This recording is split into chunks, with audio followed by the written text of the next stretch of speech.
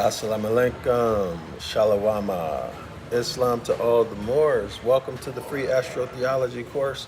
So this is part three, part three of our series of videos inspired by the Jesus was not crucified debate with Billy Carson, and I think the guy's name is Wes Huff. So this is part three. So let's get into it. Let me check the signal first. I'm Dr. Yasapa from Zion Law School, for those of you who don't know me. If you haven't subscribed and you've been here more than once and you stayed more than 5 minutes, go ahead and subscribe. Stop freeloading, all right? Don't use me. If you don't want to subscribe, go somewhere else. This is not for you, okay? Give me 1 second. If you have subscribed, thank you very much for supporting our work. These subscriptions really do matter. The likes and the shares really do matter as far as the distribution is concerned.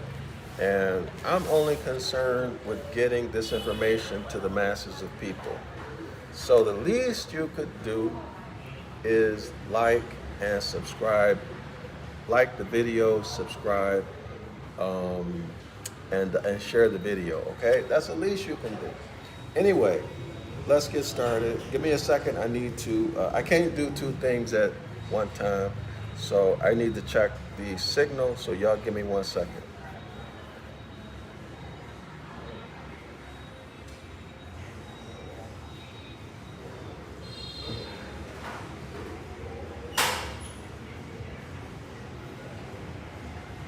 Mic check, mic check. Mic check, mic check.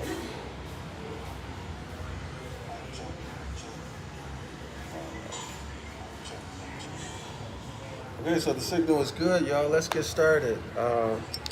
Welcome again. I'm Dr. Yasapa from Zion Law School, and we're going to pick it up where we left off. If you have any questions or comments, if I'm able to answer, I will. If I'm not able to, or if I don't want to, I will tell you. All right, so put your questions, comments, everything in the comment section. And please don't come with your quoting scripture and no critical thinking behind it, okay? This is not church. This is a classroom. All right, it's not church, it's a classroom. So if you're gonna say something, use your critical thinking mind, okay? Don't just start quoting scriptures.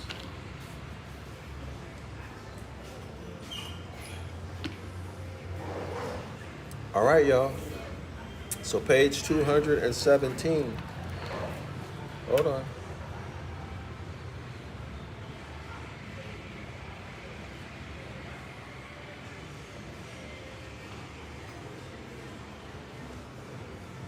Wait a minute, hold on. Sorry.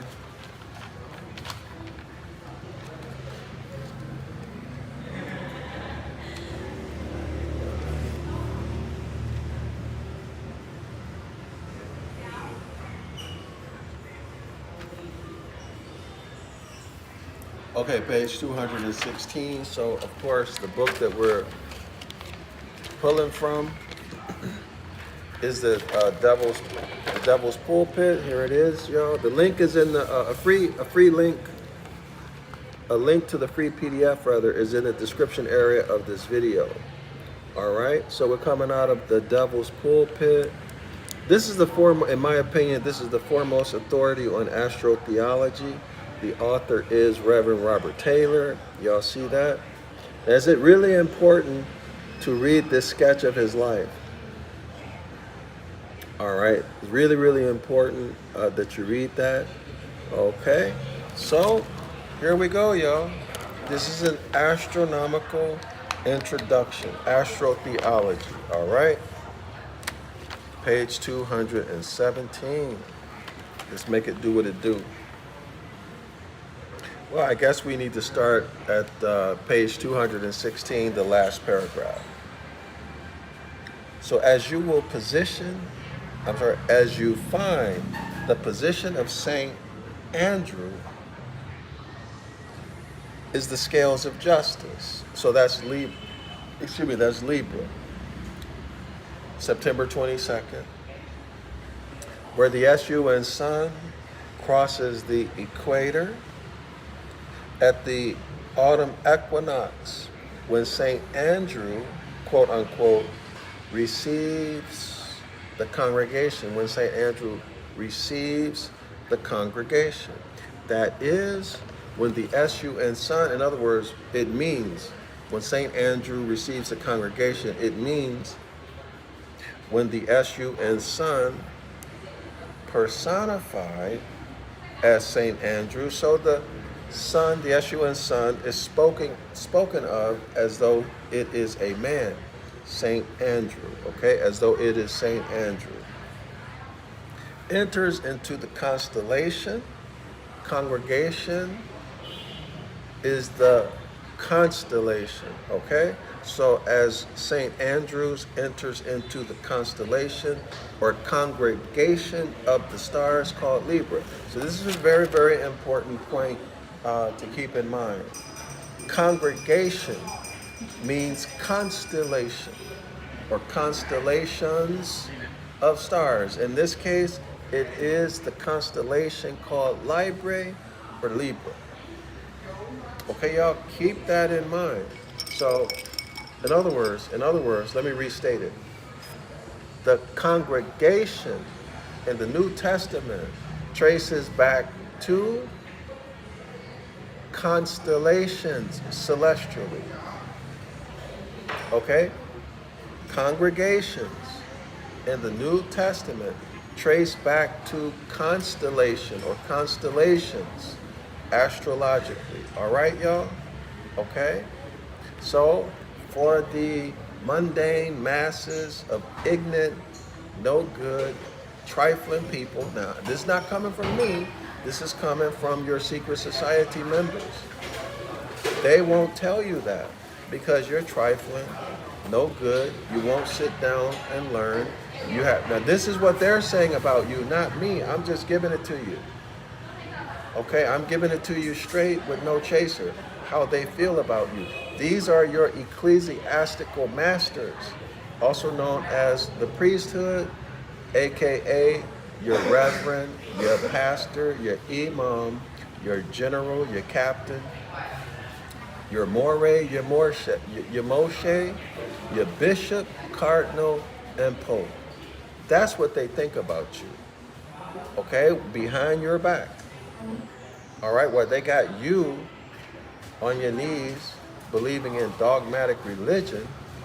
They're looking at you, calling you ignorant, trifling, dumb, stupid children because you won't sit down and learn. Okay? One of the things that they know that you don't know is that congregation traces back to constellations. Okay? Zodiac constellations. Okay, y'all? It's not me. I'm just telling you like it is, what they really think about you, okay? All right, now let's go back to it. Okay, so St. Andrew receives the congregation, which means the SUN sun personified, spoken of as though it's a man. What man? St. Andrews. What congregation? As the sun, SUN sun, enters into the constellation called Libra. The constellation Libra. He, that's the SUN sun, is in the balance of justice. So the sun is in the balance of justice, which is the constellation Libra, which traces back to Ma'at, okay, the balance scales. And you see the mind game that they play with you. This is the Judeo-Christian legal system. The mind game that they play with you is that the scales of justice are imbalanced.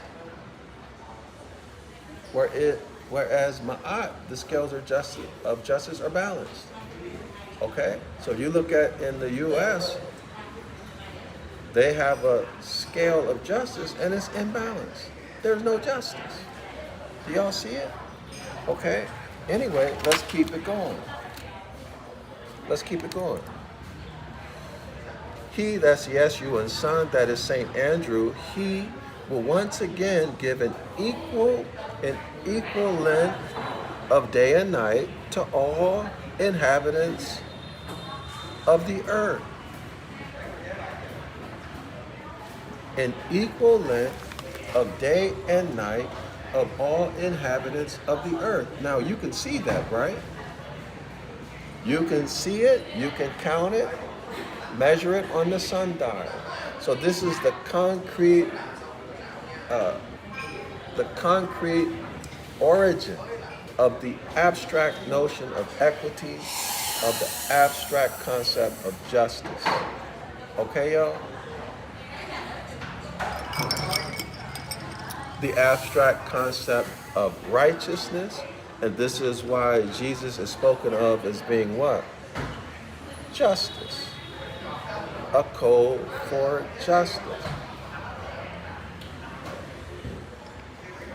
Okay, Jesus is crucified at the summer solstice, so the sun is falling from, I hope y'all can see my hand here. This is the summer solstice.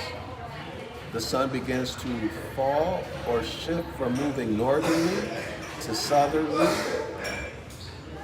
on June 25th.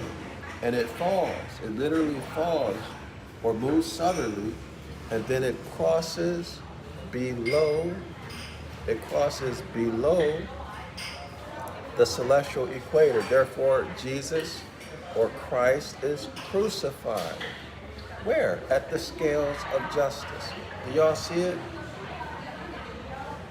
Therefore, Christ is crucified at the scales of justice. So Jesus is code word for justice. Now you understand where these abstract concepts of justice, righteousness, and equity come from. It is all astrological. Okay, now let's keep going. It continues, which notwithstanding in its declining state means the S-U-N sun is moving southerly, okay? It's declining in altitude, it's moving southerly. All right, notwithstanding its declining state, still depends upon him for its support. Still depends on who for its support. Well, remember we're talking about Atlas, right? Atlas is standing right there, just below the celestial equator. And in mythology, he is pictured with the earth globe on his shoulders. Now, let's go back to page 216. Refresh your memory on that. So Atlas of the mythology, a word signifying great labor or toil, is found in its significancy to be the same as the name of the Apostle St. Andrew. All right, y'all? So now, here we see evidence of a gospel character, specifically St. Andrew, being remixed or having its origin from mythology. And it is always that way. Gospel characters and gospel concepts, they always come from or have their origin in mythology. So mythology is always remixed into or personified into Bible characters. In other words, the religion is a remix of the mythology, but the mythology is never a remix of religion. Y'all understand? Religion is remix or is a remix of the mythology, okay? The mythology is a remix of the astrology. And hence we get astrotheology, okay? Now the astrology is also the same or has the same meaning as astronomy in ancient times, okay? Today's astronomy is purely math. Okay, it has no additional knowledge, at least if you learn about it out of a textbook. Okay, which is different from in ancient times. All right, so now the astronomy or astrology has its origin. It traces back to, for example, in this book, I'm giving y'all the levels of it, okay? It traces back to the solar zodiac projection, which is the current or the modern zodiac that everybody knows about. The 12 zodiac signs, right? The sun as it travels along the ecliptic, which is the apparent pathway of the sun, okay? It traces back to that. That's why we have solar deities and the solar religions, okay? So JC is a solar deity.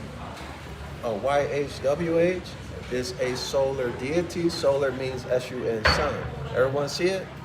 Now the solar zodiac traces back to, or is a remix of the original zodiac, which is the celestial ship of the north, which is the circumpolar zodiac projection, circle 7, clock of destiny, okay? And natural law, the natural law that governs the interaction between intelligent men and women, which is simply do no harm, or don't injure anyone, or if you pull it straight from the 10 Commandments, is do not steal. Okay, if you harm someone, you're stealing something from them that you have no right to take from them. Okay, y'all? It is in every case, birthright theft. Okay, the essence of it is birthright theft. All right, but that's a long story. We're not going to go into that right now. All right, so now let's go back to, let me show you page 216. This is where I got the information about Apollo. Okay? All right, so St. Andrew, the Apostle Andrew, traces back to the mythological Apollo. Okay, y'all?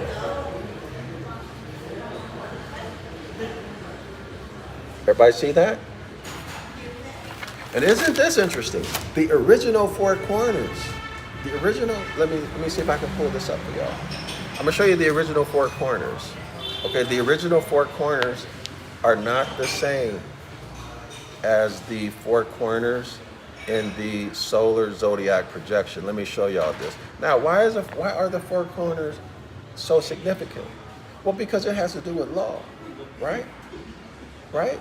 The four corners have to do with law. The four corners of the writ, the paper. Let me show y'all something. See, under the solar zodiac projection, the four corners are the cardinal points, north, south, east, and west, or the solstitial line and the equinoctial line. Okay, y'all? And then the cherubim between, right? The cherubim between each of those cardinal points. Each of those cardinal points represents a season, right? Winter, summer, spring, and fall. And then you have the cherubim. And then it says that the Most High is between the cherubim. Well, that's a remix. The original four corners are the four corners of the Great Bear, which is now called, in modern times, they call it the Big Dipper. Okay, let me show you.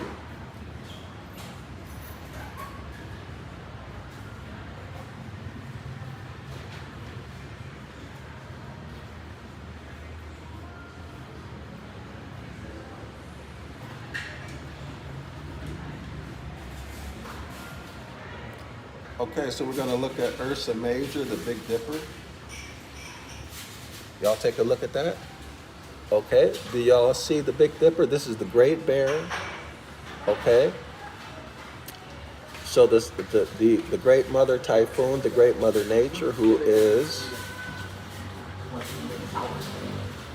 the celestial ship of the north, gives birth, right? Gives birth to the Great Bear as the initial formation of something physical, okay? And it is feminine. Y'all see that? So look at the cup. Okay, this is the original four corners. That's the true four corners.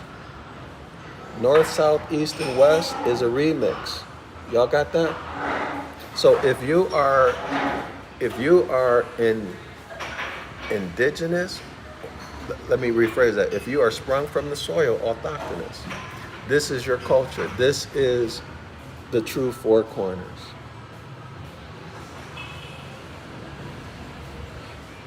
This was remixed into the cardinal points in the solar zodiac projection. Y'all got that? Everybody got that?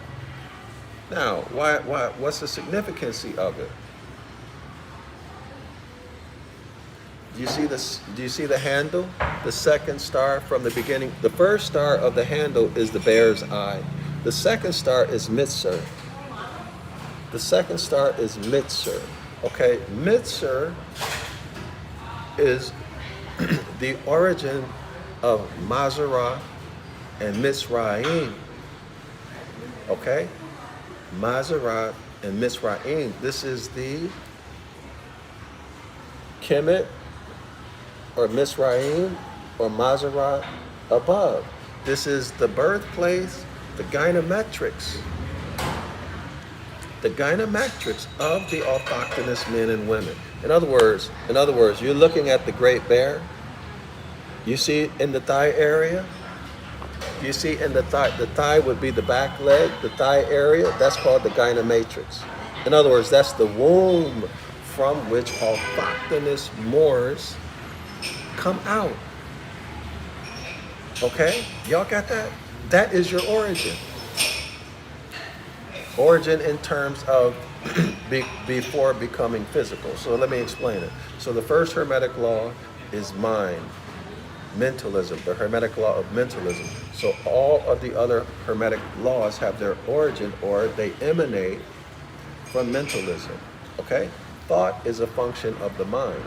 Okay? And we have been told that man is thought made manifest from the soil.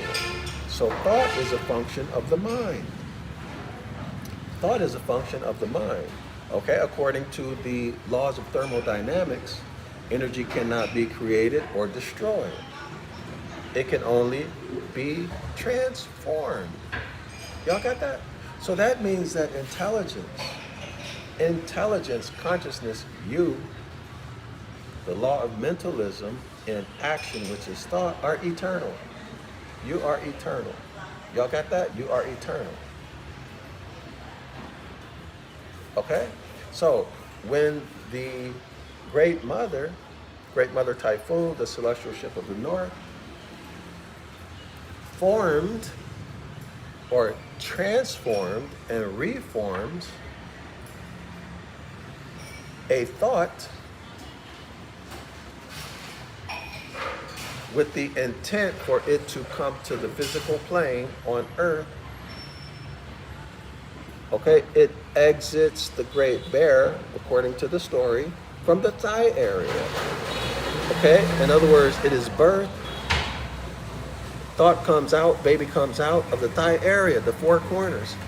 Baby comes out from the four corners in the celestial north. Y'all understand? Four corners, this is a law concept. This is a law concept. So you come out of the thigh, the four corners, law, and then you are made manifest or clothed in flesh from the soil. Y'all see it? Now you should better understand why land is synonymous with Moor or autochthonous man and woman. Y'all got it? So you should now understand clearly why thought, let me rephrase that, why land and law are inseparable. It's a well-established principle in law. It's a maximum law. Land and law are inseparable. Therefore, Moors and law are inseparable. Well, wait a minute. You came from the four corners. Obviously. Okay? Obviously, you are inseparable. You come from the four corners. You are the action of the mind, which is thought. Okay? So mores and land are inseparable. Therefore, mores are the substance and subject matter of the law. Everybody see that? It makes total sense now, right? Makes total sense now. Thus, the birthright. Thus, the heirship. Everyone sees it?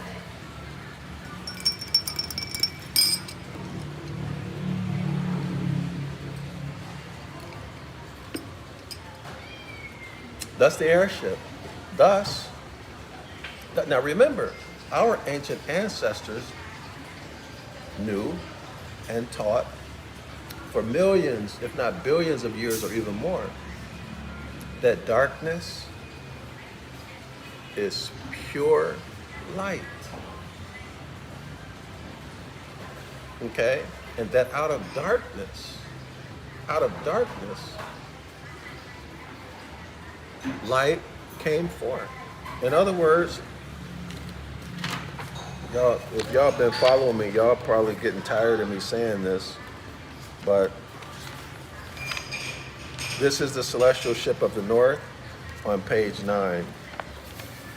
Let it be clear. I want to make a strong point. I want to make a strong point here.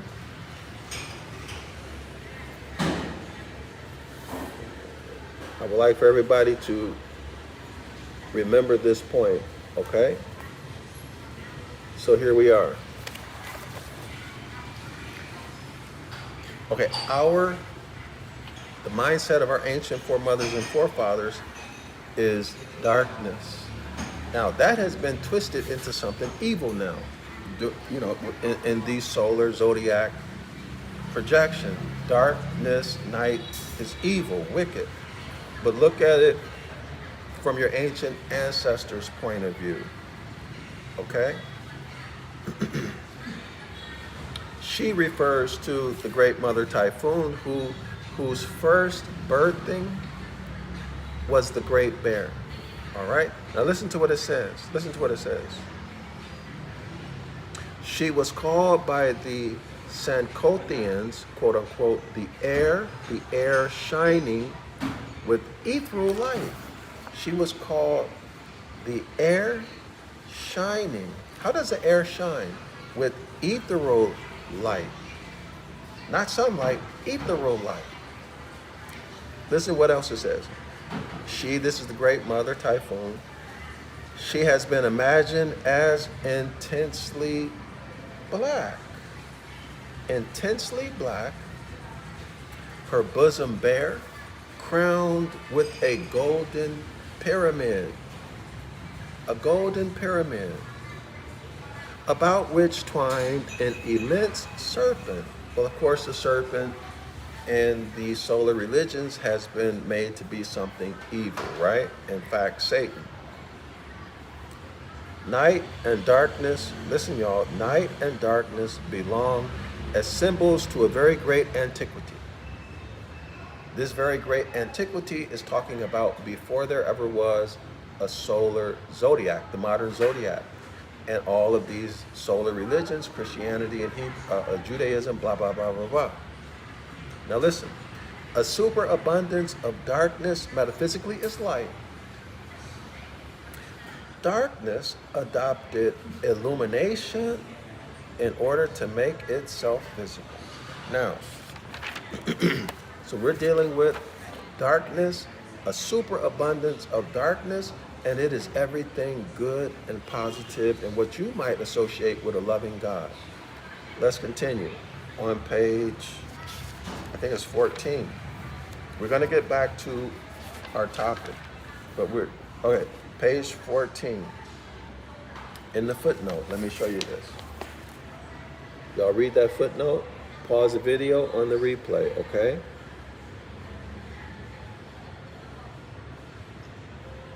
Here's what it says. The Egyptians, we're all Egyptians, y'all. When they say Egyptians, they're talking about autochthonous men and women, Genesis chapter 2, verse 7. All right?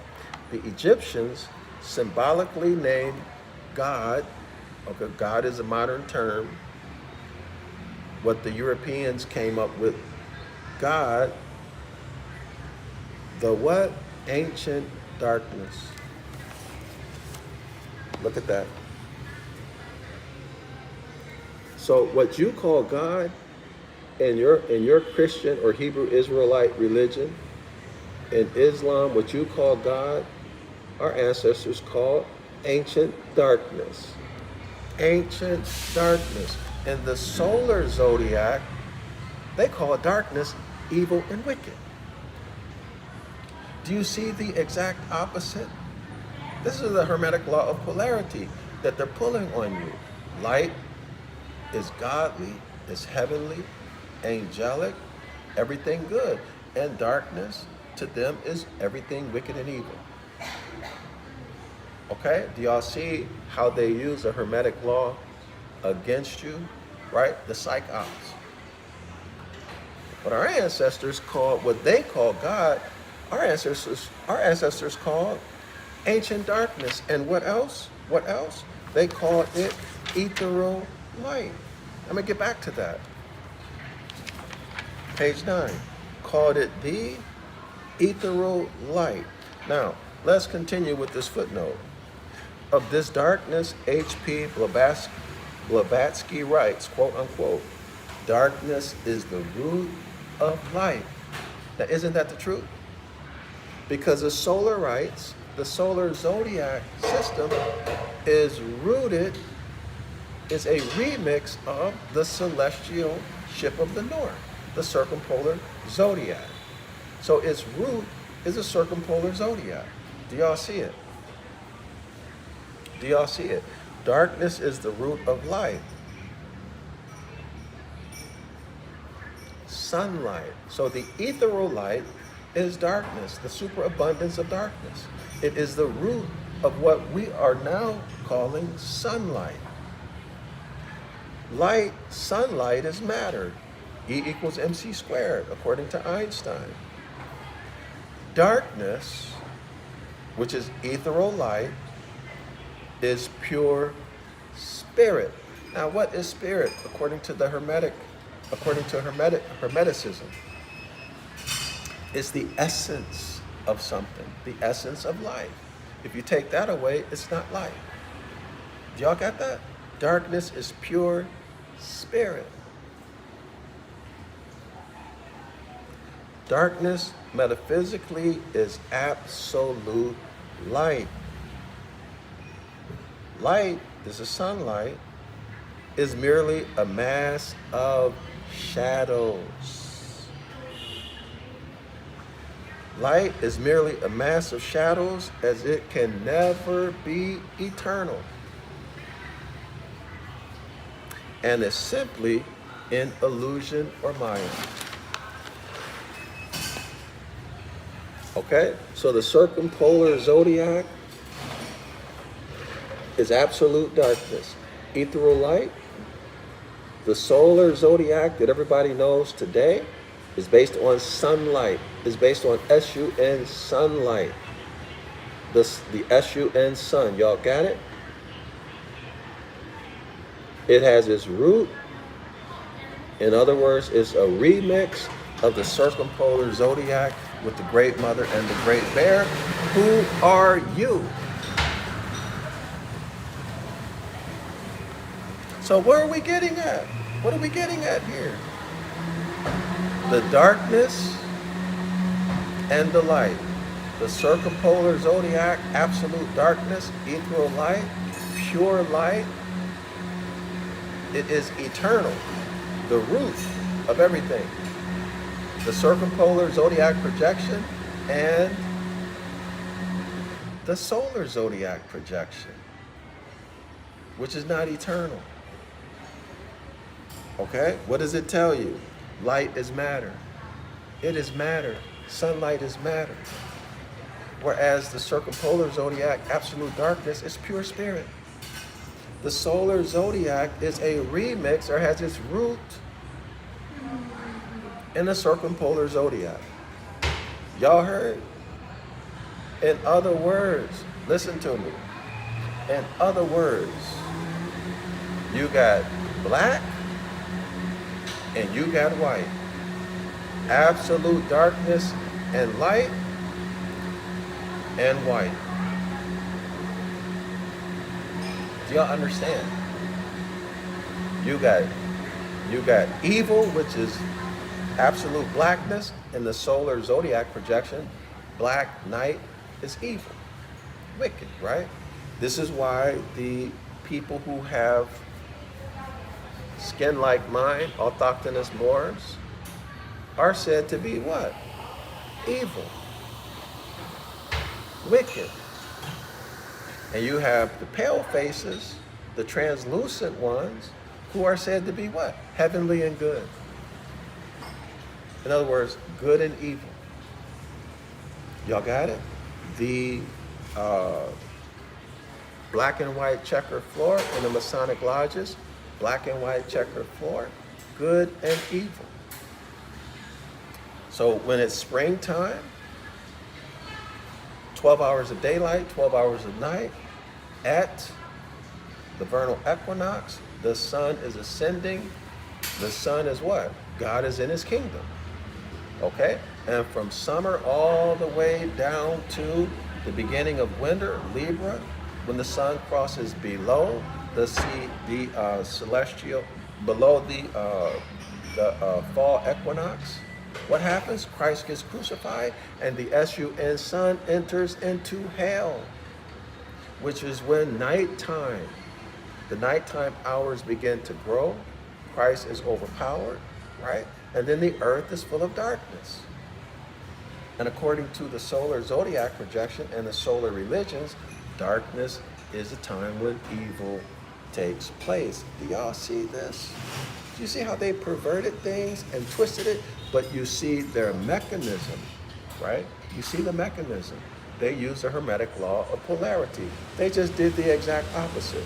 So I'm giving you a key so you can know how to decipher these things on your own. I'm not holding anything back from you. I'm telling it all. Why? Because our ancient ancestors never held anything back. There were no mystery schools. There were no mysteries until the Solarites came in. Why did they have these mysteries? Because they don't want you to know about the circumpolar zodiac projection. They don't want you to know about nature and natural phenomena. Okay, y'all? Why don't they want you to know? Because if you're stupid, they can rule you. In fact, you will behave in such a way where nature itself will punish you. Okay, y'all? So there's one more thing I want to go to, if I can find it really quickly.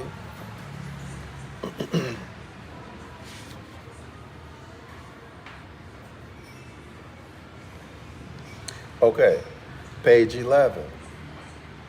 The footnote, number 1. The mother of revolutions, this is the great mother typhoon, the celestial ship of the north. This is the Hermetic law of gender, okay? The mother of revolutions, why? Because the great bear is revolving around the pole star, okay? The mother of revolutions was called the producer and reproducer of souls. So we know there is no soul. The Catholics came up with S-O-U-L from the Latin S-O-L, which means S-U-N, which is the sun, who is Ra, the sun deity Ra out of Kemet.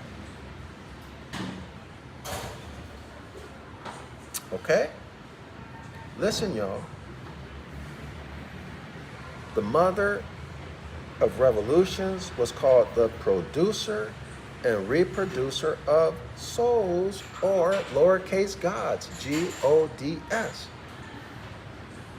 Oh, what are they talking about? Man is thought made manifest from the soil. Man. Autochthonous Moors. So they just replaced that and put in souls. Right? Man is thought made manifest from the soil. The great mother forms transforms, produces, and reproduces these thoughts and sets them on course to go into the earth plane. They exit the gynomatrix, which is the thigh of the great bear, and then they are what? Made manifest from the soil, made fleshly from the soil. Genesis chapter 2, verse 7. Now let's continue. Let's continue, y'all. We're finding out who we are. Hold on. So here we go again. So she is the producer and reproducer. This is the second law of thermodynamics, right? Energy cannot be created or destroyed. It can only be transformed.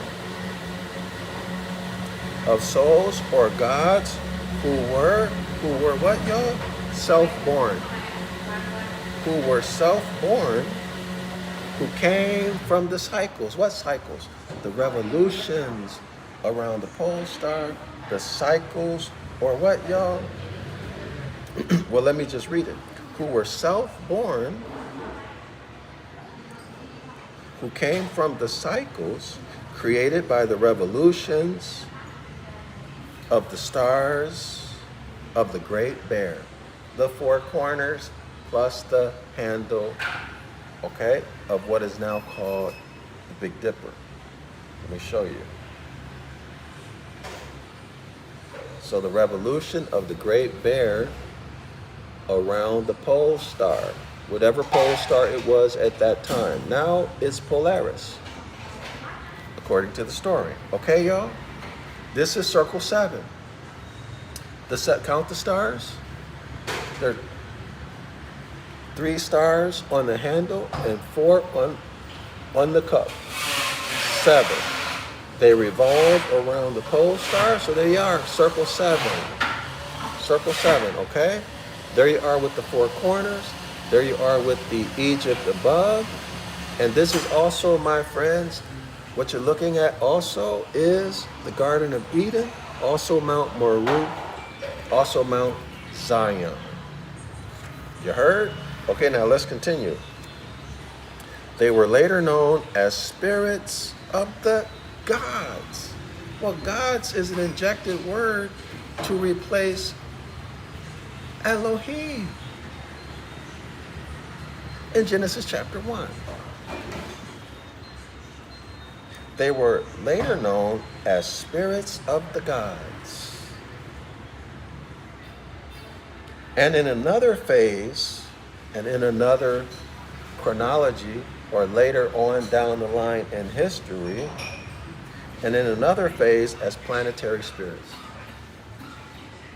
Y'all got that?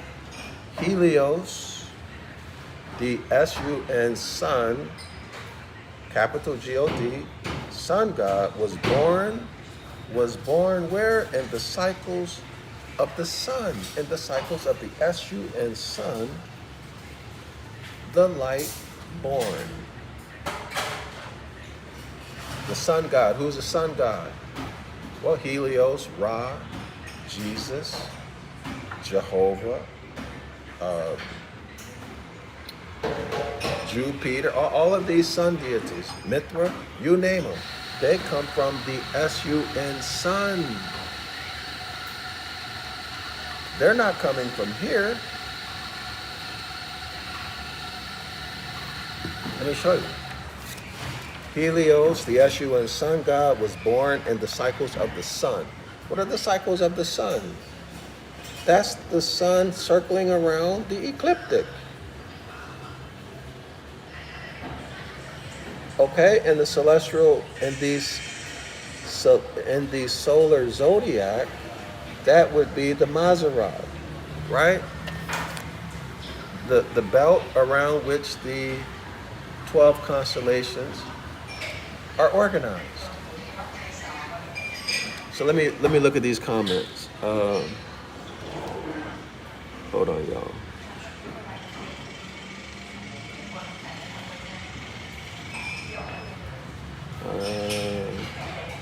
I'm not really able to. What is this? Full? I can't make your name out.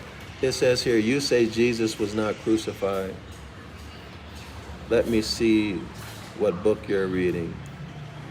Multi-Shant writes, hey, and then there's a smile. All right, so here we are again. This is The Devil's Pulpit, published in 1857. The author is the Reverend Robert Taylor. He was an extremely high-level Freemason and Rosicrucianist. He gave a series of lectures in the late 1820s, early to mid 1830s, and this book was made off of that. All right, compilation of those lectures where he exposed Christianity, okay, as being worship of the stars, hence astrotheology, okay? I'm not saying anything. I provided you the evidence.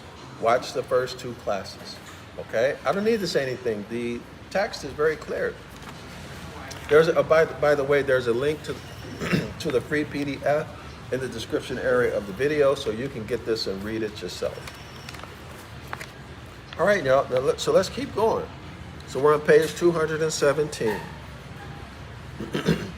While, as if to prevent all possibility of making the astronomical significance of this genius, you invariably find that the figure of Saint Matthew represented as that of a man, listen y'all, about 60 years old, when the blood is getting somewhat cooler than it once was. In other words, so at 60 years old, at this time, the body is in decline. The flesh is in the decline, okay? So he continues. Standing, where is he standing, y'all? He's standing with a saltire cross behind his back. A saltire cross, or a, what, y'all? A gynometer, or exact measure. Listen to this. Exact measure of the angle which the SUN sun in the ecliptic makes in passing over or passing below the celestial equator. Do y'all see that? This is the solar zodiac projection. So they're focused on the solar zodiac, not just light, sunlight, and white and bright, but the angle that the sun is at when it crosses below or it's crucified the celestial equator. Is it clear, y'all? So let me show you a picture of Apollo.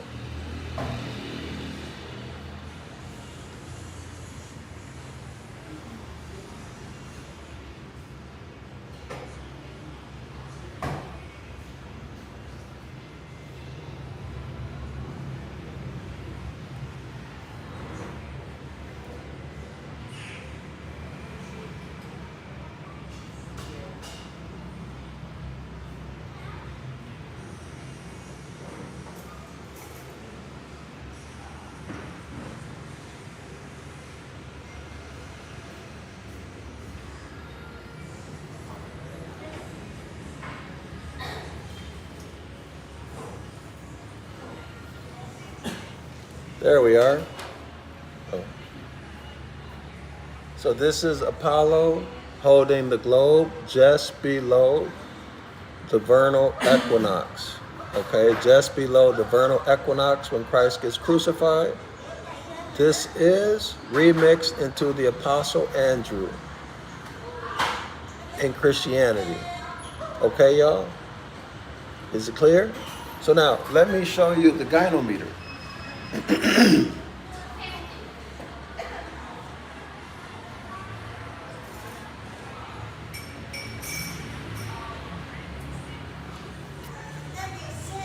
One moment. It's called the goniometer, rather. Goniometer.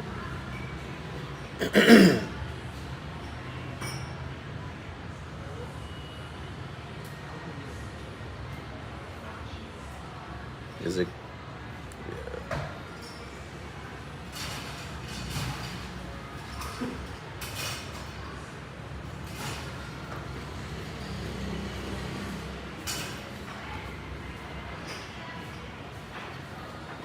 There you are. Okay, so he's measuring the angle that the sun is falling below or crossing below the celestial equator on September 22nd. This is a goniometer or ganometer. Okay, y'all? So here's the celestial equator, and here's the sun crossing below. So that angle is going to be like, let me do it up. The angle is going to be like this, okay? That's the angle, approximately 23.5 degrees, okay, y'all? And it is that angle that's responsible for the seasons, and it's supposed to be for the earth to be able to sustain life.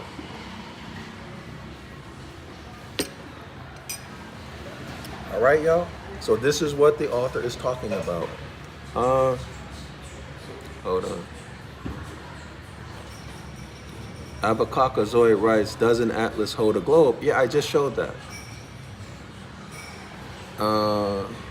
Vinny Kelps writes, guy got a good school on the product he's trying to sell. Well, first of all, there's no product here and I'm not selling you anything. Okay, Vinny Coops right, oh boy. You guys are intellectually lazy. Not all of y'all, but whoever this is typing.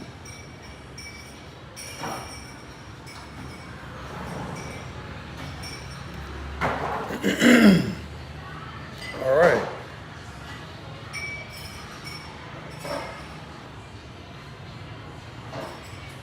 Okay, so let's keep it moving.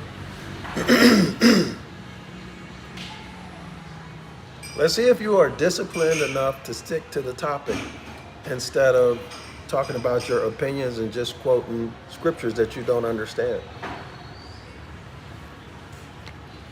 Neither one is sufficient.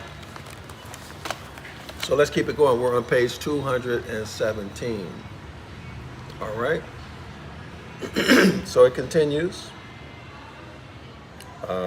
St. Andrew's represented as that of a man about 60 years old when the blood is getting somewhat cooler than it once was, standing with a saltire cross behind his back. So let's look at the saltire cross.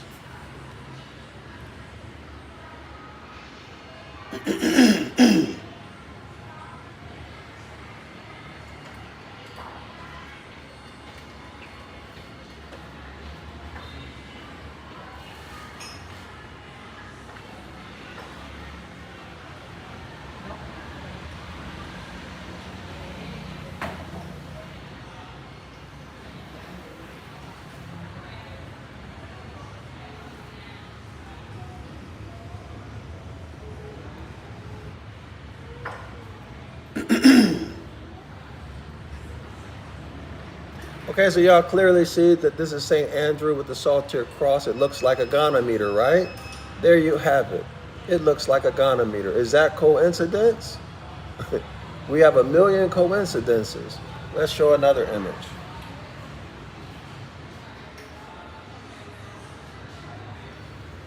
Here he is again with the saltire cross or ganometer, measuring the angle that the sun crosses below the celestial equator on September 22nd. Y'all see that? Let's show another image.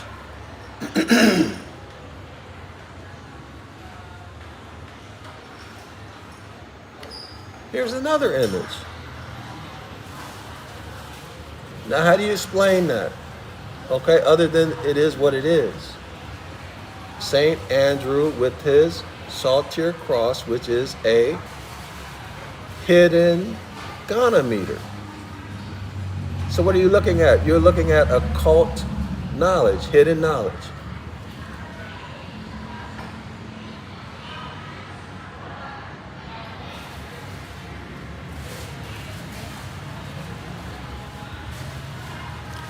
And here he is again with his saltire cross or ganometer.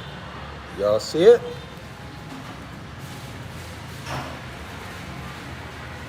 Here he is again with his saltire cross, with his ganometer. St. Andrew with his ganometer. Okay, what is he doing with it? He's measuring the angle of the ecliptic.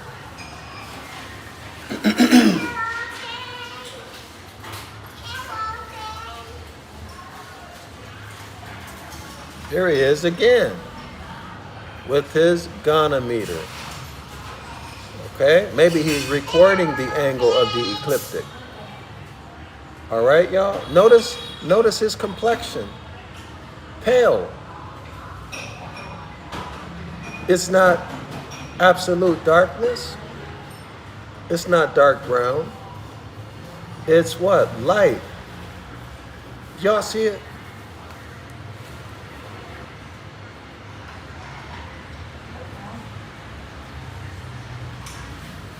Here he is getting busy again, measuring the angle of the ecliptic. So let me see, what is this? This is, hold on. So Malti writes, I'm chill, I'm glad to hear that. Someone, I don't know what language that is. It says, Brother Yasapa, do you all your videos save EIC as a download them to listen and study and follow along? I enjoy your teaching because it's not religious and it's all about this religious lies. My videos are on YouTube. I have some other videos on Patreon. Well, I have a ton of videos on Patreon, but you need to subscribe. I think the subscription is maybe $5, $10, something like that. You can listen to those videos. Just search Zion Law School on Patreon. But it's the same style, but I think more detail and more meticulous, because in those videos, I'm dealing with the actual language. So the ancient Ibaryath language and how it's rendered into English, and a thorough investigation and analysis of that. So if you want that, you have to go there and it's just too many videos on Patreon for me to upload to YouTube. But if I were you, I would get it, because you're gonna learn a great deal. You're gonna really see how you've been finessed and BS'd and used and abused by your religious leaders and corporate nation states. Okay, so Ann Omega writes, mine will be free here soon, people Melchizedek. Boy, oh boy, no shame. Now here we see it. Here we see the ganometer. Okay, this is occult knowledge. Now you know what that X means on that flag. It's a saltire cross. It's referencing St. Andrew's. Christianity is a power. It is a power. It is not a religion, okay? It is a power, meaning a what? A government. It's a military power. Ann Omega writes, nothing was funny about that. Chad Lily writes, this is Brokeback. All right. Well, Ann Omega, usually people don't come on someone else's channel trying to sell their own products. That's kind of...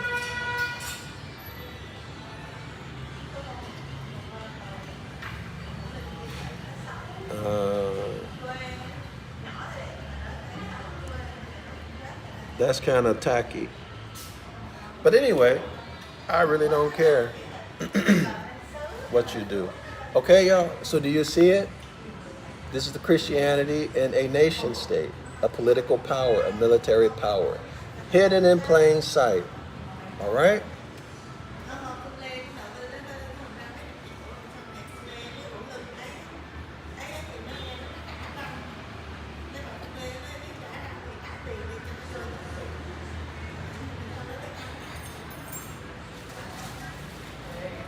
Let me see if I can find. Let me try another search. I want to see if I can find an even better picture for you guys. Hold on a second.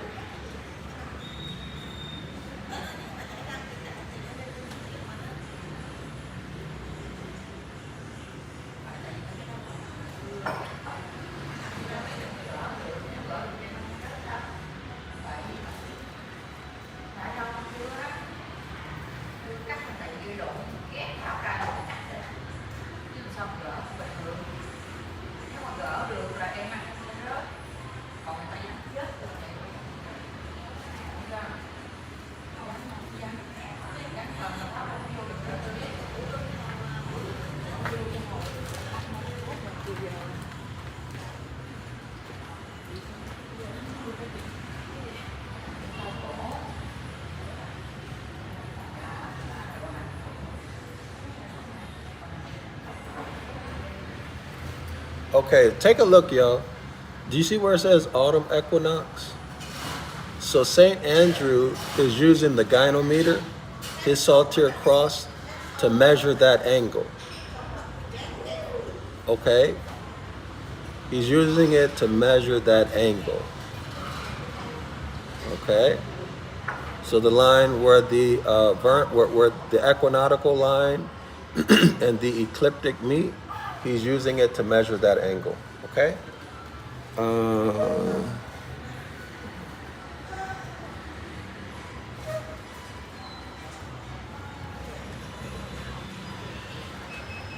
So Jaceless writes, "You're a fool.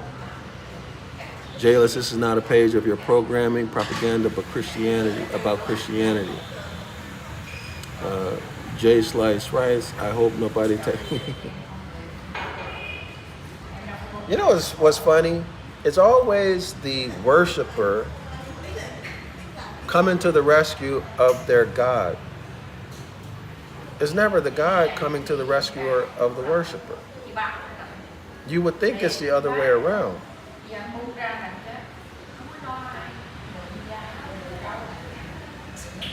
Okay, y'all. So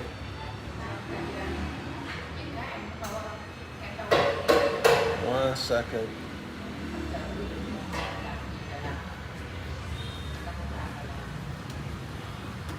Y'all take a look at that.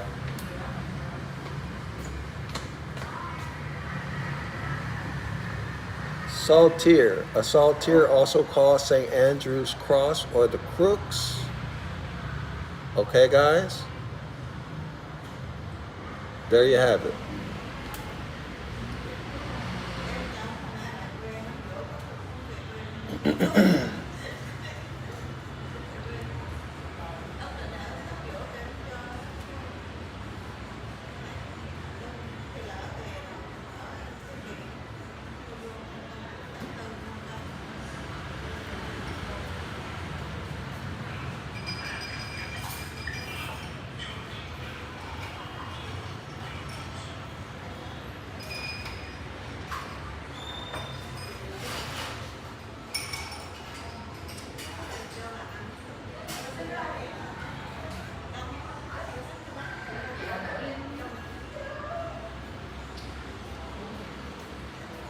So let's take a look at the gynometer again.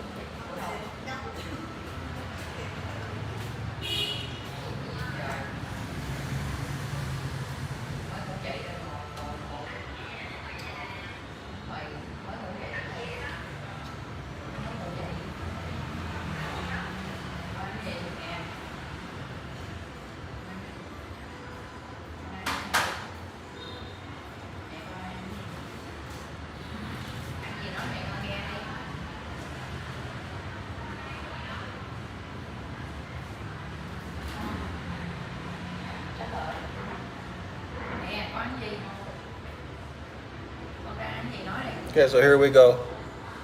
This is the modern one. All right? So that's what we're dealing with, y'all. Okay, so if you were to think back in old times, you see both lines. Saltire cross, okay? Andy Perkins writes, "You're nailing the cult leader look." Hosway writes, Billy Carson, let's see, really let himself go? Billy Carson got problems with me. Who cares? Don't know. Am writes, oh, you know why I can't see? My shirt is white. Hold on. Let me try to move out of the way. And writes, you don't know anyone here, and you have no right telling anyone who they are because you're nobody. Oh, that's fine. But I never told you who you are. I said what you did was tacky, coming on my channel and telling people to buy your stuff. If you don't see that that's tacky, that's okay. Anyway, don't worry about it.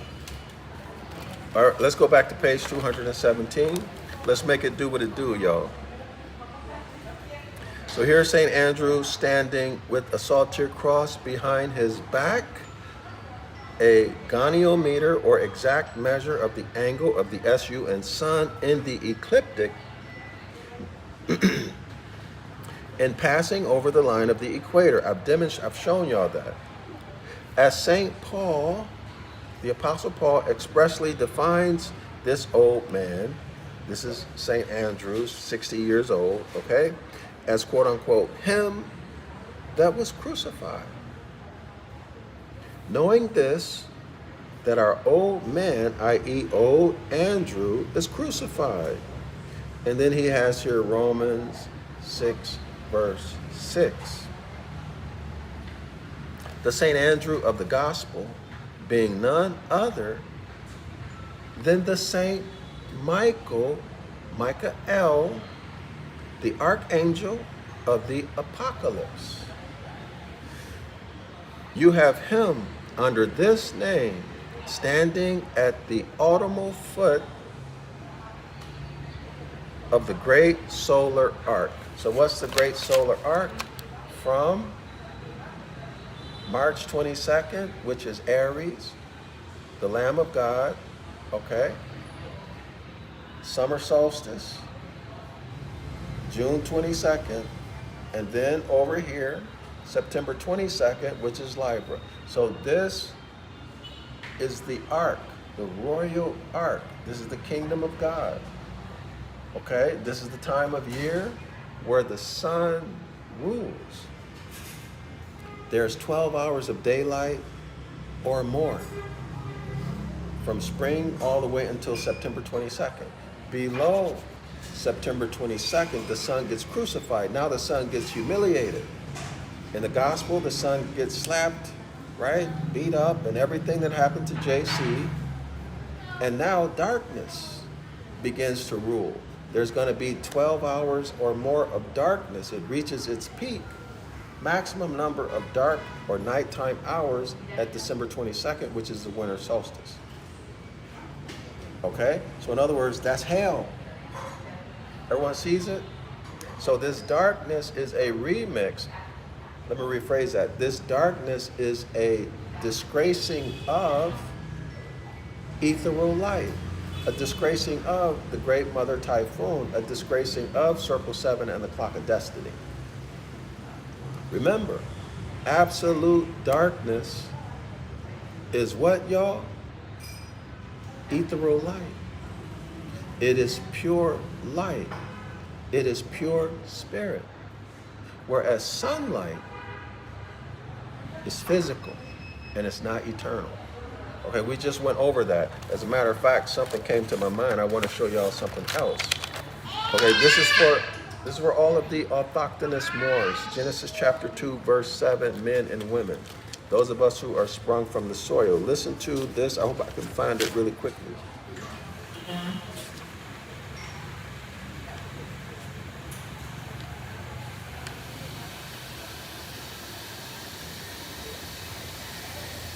Here we are, page 9. Page 9. I think this is it. Let me read it.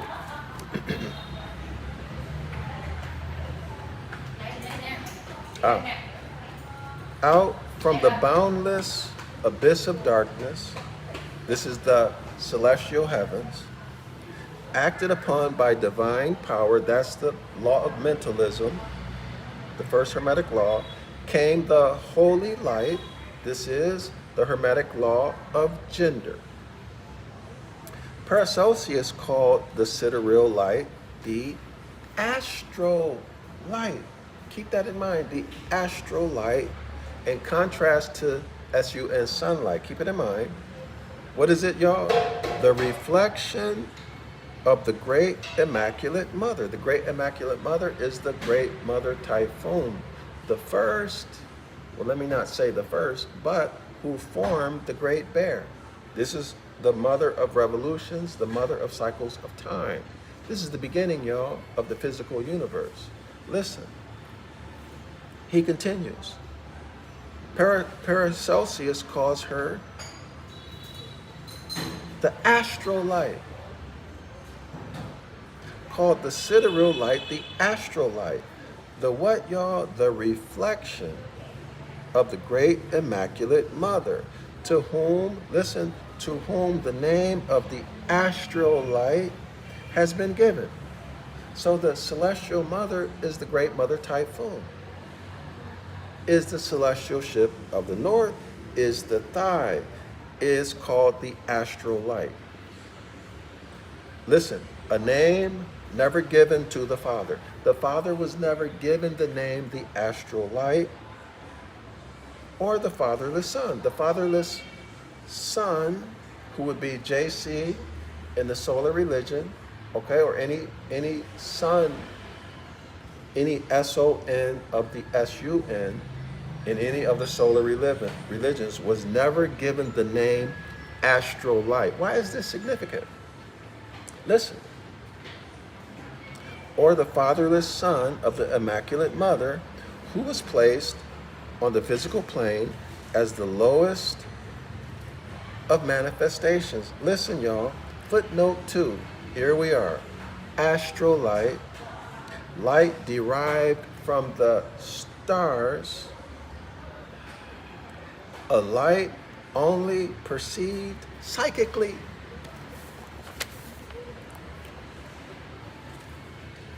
Look at the footnote.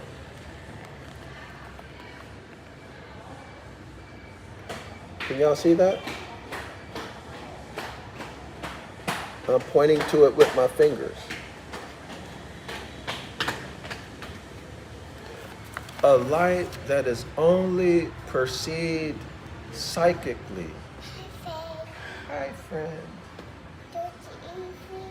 Yes. Yes, I'm doing a live stream. Yes. Okay, guys? Astral light can only be perceived psychically.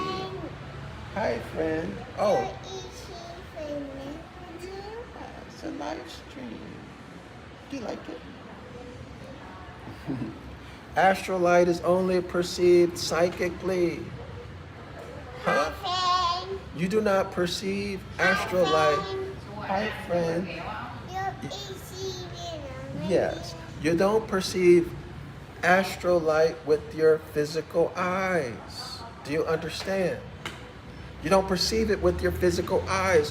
Why is that significant? What's the significance of that?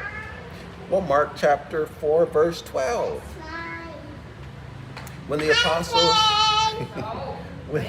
when the apostles asked Jesus, why, hi sweetie pie. When the apostles asked Jesus, why do they always speak to the people in parables? It's okay. When the apostles asked Jesus, why does he always speak to people in parables, in riddles, in puzzles? What did JC say? So that although having eyes to see, they will never perceive. Having ears to hear, they will never understand. For what purpose? Well, Jesus tells you. The historical Jesus tells you. He says so that they will never be able to repent and be saved. If you can't repent, you cannot be saved. That means you're not going to heaven, you're going to go burn in hell. Jesus said that, not Dr. Yasaka. Y'all check Mark, I believe it's Mark chapter 4, verse 12 in the Bible Hub. Look at all the versions. Jesus does not want you to repent. And if without repentance, you cannot be saved. So astrolight cannot be perceived by the eyes, by the physical eyes. It is perceived psychically by the mind. By the mind.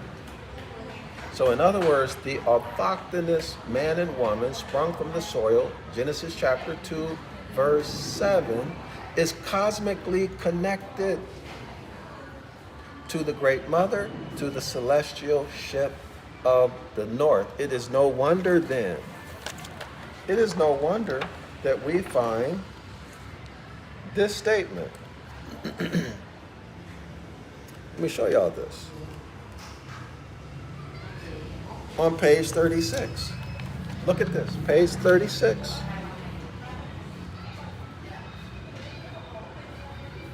Y'all look at this. Pause it on the replay. Look at this.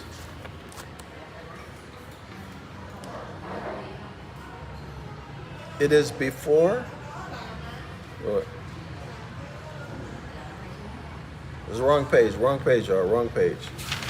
Give me 1 second. It's at the end of one of these chapters. Give me 1 second. Here it is. No.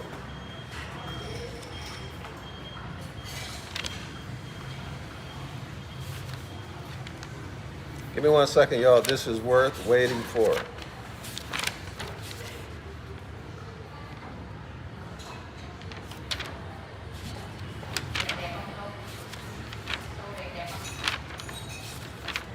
I want to show you page 32. It's on page 32 of the Celestial Ship of the North. So here we are. Was that where I was at?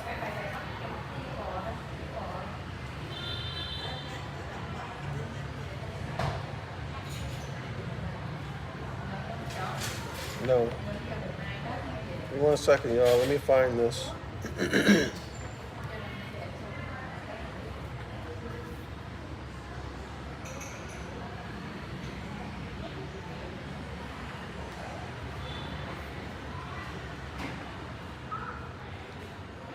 So it is no wonder that the Christians said that the quote-unquote black people can't go to heaven. It is no wonder that in the Bibles you never saw a little black baby angel. Of course, I'm using black connotatively. I'm going to show you why. Okay, I'm going to give you the information. 1 second. I just need to find the page number.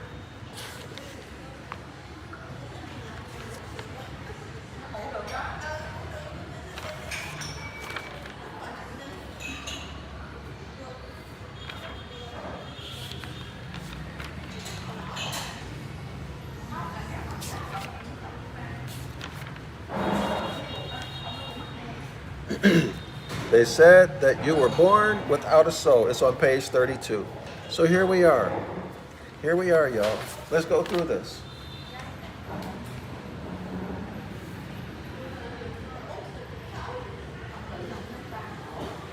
Pause it on the replay. So here it is. I'm going to give it to you straight. No chaser. The Negroes were thought to be the sons of the mythical Ham, who is Cam, K-A-M, a Hebrew derivation of the Egyptian god called Sevic Cronus. Did you hear that? Did you understand that? Negroes, according to the Hebrews, are a derivation or are what? The Egyptian god Sevic Cronus. Sevic Cronus chases back to Sut, the firstborn or the only begotten son of the Immaculate Mother, who is the Great Mother Typhoon in the circumpolar zodiac. This is telling you that these so-called Negroes, and there's no such thing as a Negro, he's talking about Moors, autochthonous men and women sprung from the soil. Genesis chapter 2, verse 7. These Moors were thought to be sons of the mythical Ham, who is Cam, a Hebrew derivation of the Egyptian god called Sebek Cronus. Sebek Cronus is a remix of Sut. Okay? The firstborn son, like I just mentioned. Now here it is. Listen, a second phase of the son of the first mother, who, when he became planetary, was Saturn. What's Saturn? Saturn is black, right? Black, whose color is black. Astrologically, the planet Saturn is of the greatest importance of the Negro race today, is of the greatest importance of the Moors today. This is in 1927 when this book was published. Because Saturn indicates a bridging over to a new condition. What is the bridge? The bridge is the bridge from the lower self to the higher self. In other words, the winter solstice to the summer solstice. In other words, from the devil, being a devil, no good, rotten, lower self person, selfish, self-centered person, to the higher self, which is the Christ. There is a bridge. What is that bridge? It's called transmutation. The development of the character from lower self to higher self. Through what, y'all? Through experiences in life. Troubles. Okay? Through troubles, problems, pains. Okay? Sufferings. Trials that you experience and you overcome, and you become a better person. You sharpen your character. Okay, y'all? Let's continue. This is Saturn. There's nothing bad or wrong with Saturn. Let's continue. In fact, Saturn is your best friend, because a true friend shows you and tells you what's wrong, what you need to correct. They don't let you go not knowing what the problem is with you, okay? Now let's continue. Astrologically, the planet Saturn is of the greatest importance to the Moors today, because Saturn indicates a bridging over to a new condition. The new condition is what, y'all? The higher self, or the return to the mindset of our ancient foremothers and forefathers, leaving the solar zodiac and the solar religions, leaving this solar mindset behind. Y'all got it? This is the new condition. Circle 7, clock of destiny, natural law, do no harm, don't injure anyone. This is the new condition. This is the mindset of our ancient foremothers and forefathers. Listen. Because it indicates a bridging over of the new condition, that mindset we just talked about, and into an entirely new development, which has to do with Africa. Of course, we know Africa is the Americas. Let's continue. A maxim, okay, a maxim. Where Saturn has always been peculiarly potent. Absolutely. Right? Why? Because Saturn is a remix of Sut. We are Sut. Okay? It's you. Let's continue. Astrologically, the polarity of Saturn must be repolarized in Africa in a maxim, which is the Americas, by the Moors. Saturn can never reach its highest expression in the new cycle except in its bridging periods. Except what, y'all? The bridge is you changing your mindset from the solar zodiac, the solar religions, the lower self, to the higher self, which is the mindset of your ancient foremothers and forefathers. Circle 7, clock of destiny, natural law, do no harm. Or don't steal, okay? Let's continue. And also, through the Negro race, so this would be through the Moors. Listen, that primitive people belonging to an immense past, which only a few remnants of correlative races remaining. We know that's not true. We're still on the planet. We're still here. We ain't going nowhere. They just changed our nationality on paper. Okay, we are still here. It continues. The early races being dark. A certain stigma has been placed upon. Did y'all got that? Because we have brown to very brown skin, a stigma has been placed upon us. Who placed that stigma on us? Not us. Not us. Listen, the author tells you. He continues.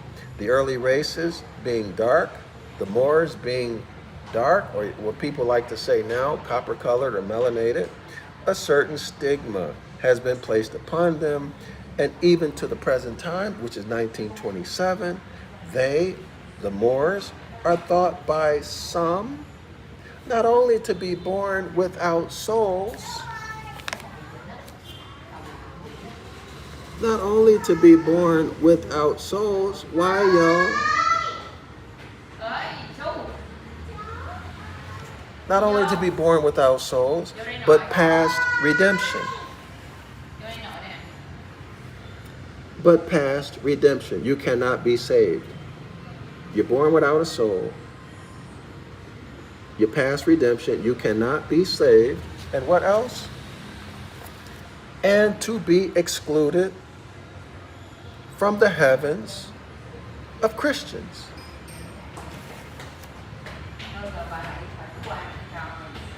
And to be excluded from the heaven of Christians. So now you're born without a soul. You cannot repent. It's impossible for you to repent. Therefore, it's impossible for you to go to heaven. You are excluded from heaven. Mark chapter 4, verse 12. He continues. The author continues. So why? Because they belong to a period, they belong to a time, a chronology, they belong to a period previous to the entrance of the solar reckoning of time. In other words, because they belong to a period of time, they have their origin in a period of time that existed before the solar zodiac came into existence, before the solar religions came into existence.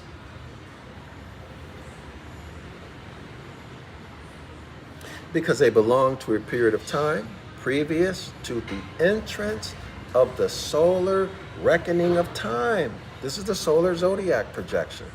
This is the solar religions. Before fatherhood, the patriarchy, before fatherhood had been inaugurated. Y'all, this happened somewhere around 4,000 to 4,500 BCE. Take a look at the author's word.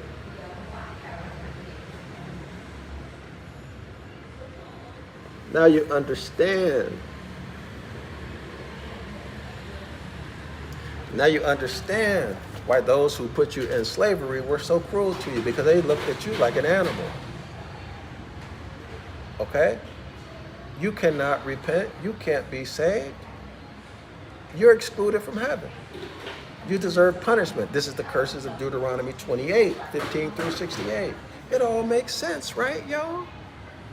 This is why when you go into one of their venues, one of their de facto venues, they treat you the way they treat you. Okay?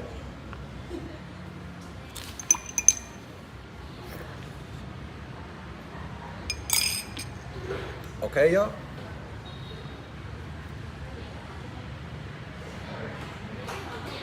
All right? See, in other words, darkness and night are evil and wicked.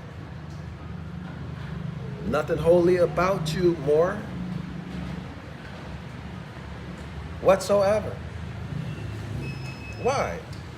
Well, because the Solarites, the Osirians, the Egyptian pharaohs, the human, the hybrid pharaohs came in and overthrew our ancestors who kept the mindset of their ancient foremothers and forefathers, which is circle 7, clock of destiny, and natural law, do no harm, don't injure anyone. Okay, in the 10 Commandments, it will say don't steal. Does everyone recognize the civics, the Hermetic Laws, the astronomy, the mythology, and the dogmatic religious doctrine? Does everyone see that? Now you understand why Jesus spoke to the people in parables, because Jesus wants you locked inside of the solar zodiac projection with the solar religions. Okay, he doesn't want you to reconnect with nature, which is who you are. See, but you can connect anytime you want. Just return to the mindset of your ancient foremothers and forefathers. Remember, the Great Mother Typhoon, this is astral light. You don't need your eyes to see it. What do you need? You need your mind. You need your mind. This is why Christianity attacks the mind. This is why Jesus wants to uncouple your eyes from your mind so that you'll see things that are not there, hear things that are not there. It's an uncoupling of your major senses from your mind. Disconnect you from nature, disconnect you from self. But again, the astral light is always there. It can only be perceived psychically.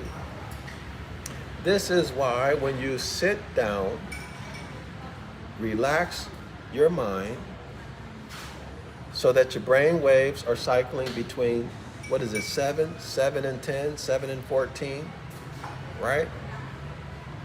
And then you go into the workshop of your mind and you desire what you want. You begin to build the skill of visualization. In other words, you begin to develop that aspect of your mind where you can see, feel, do, have, hear, everything that you want, the conditions and situations that you want.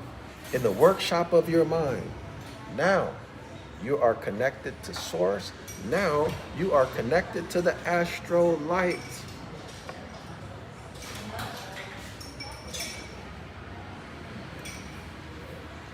Let me go through some of these comments, y'all, before I go ahead. Hold on.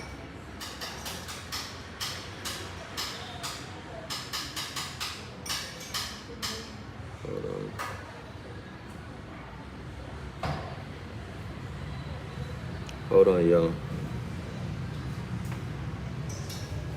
All right, so here we are. Ann Omega writes Malachi 3:18 through 68 KJV. Would a man rob God? Yet you have robbed me. But ye say, wherein I have robbed thee? In tithes and offerings, ye are cursed.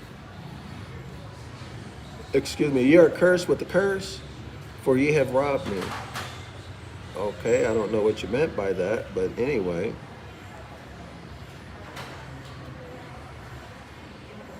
Let's see.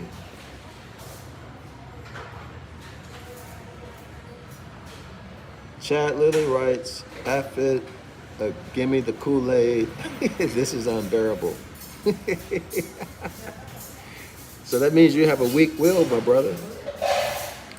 So Ann Omega writes, accept your lies, see there is one thing you have to understand. My blood and DNA been checked. I am a high priest in the David line, and I said you shut down. How would you know that? How would you know what your DNA is? Who went out and collected David's DNA and then preserved it all this time? Hasray writes, all 10 people, nothing for sale. Hasway, autism, Don't be mean, guys.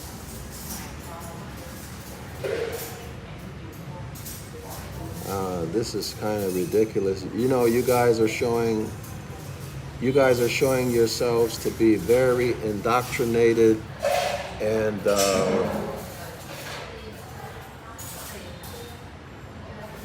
you don't look like you're able to think for yourself. Address the topic. If you want to say something, address the topic. So somebody writes, sorry, I'm not able to read, to pronounce your name. It says, if you don't want to listen, leave the page. Oops.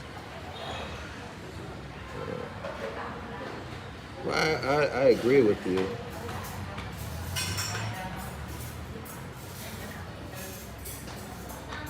Y'all, let me read these comments, okay? Be patient, please. If you don't want to listen, leave the page and let Brother Yasapa continue to expose all those lies that no one wants educated, that want to be educated about. Much appreciated. So Anne continues, what is Metatron's real name? Anne, get on topic. He is variously identified as the prince or angel of the present, okay, as Michael the archangel, as Enoch after his bodily ascent into heaven. Hold on. Oh, how do I do that? Hold on. Okay, J-Les writes, no, I am here to rebuke the false prophet. I'm not a prophet. Talking down on Christianity. Who does he think he is? Wait a minute. How is it that I'm talking down on Christianity? You know what? What I would say? I would say that I am the true evangelist because I'm telling the people what it actually says and what it actually means. I'm telling the truth. So I'm the true apostle here. I never claimed to be a prophet. I can tell you for sure I'm not a prophet. And I can tell you for sure I'm not an apostle. Okay? But if you want to say I'm evangelizing, I'm the true evangelizer. I'm the true apostle. I'm telling you the TI is true. All right? And I didn't make it up. You can see my sources right here.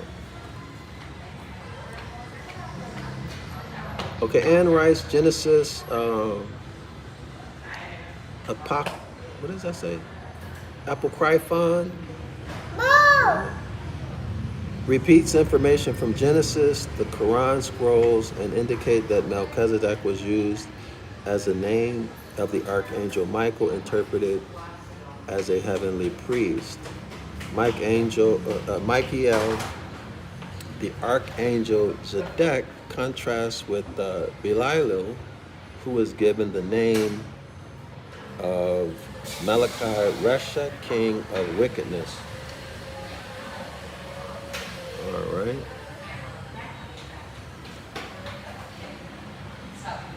My gosh. Y'all been going to church all these years and you ain't learned nothing. Next time I won't wear a white shirt or I gotta change the color of the text.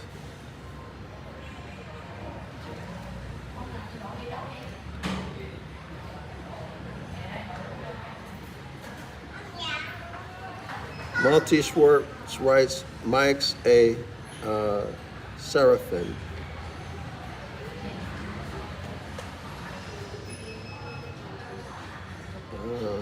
Let's see.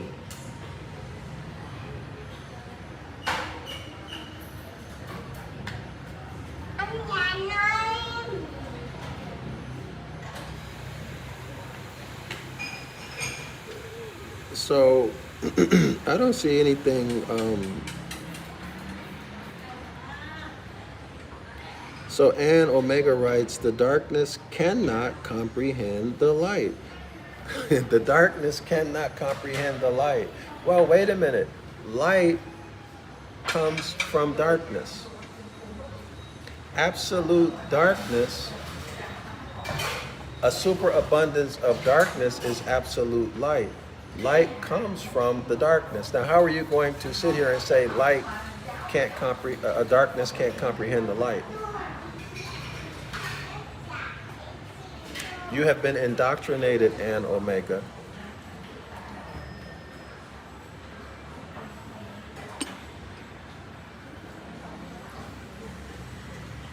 And Omega says, show scripture.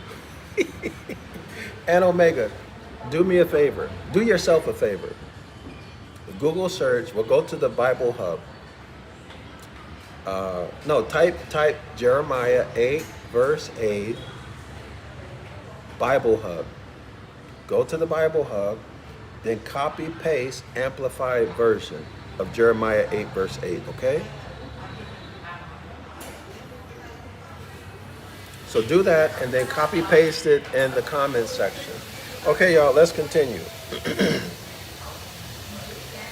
Saint Andrew of the Gospel being none other than Saint Michael, the archangel of the Apocalypse. You have him under this name standing at the autumnal foot. This is September 22nd, right below the line, okay, of the great solar arc. And so seeming to bear it on his shoulder. He's standing right underneath the fall equinoctial line here. So it appears that he is bearing it on his shoulder. Hence you have Apollo carrying the globe of the world, of the earth, on his shoulder. Okay?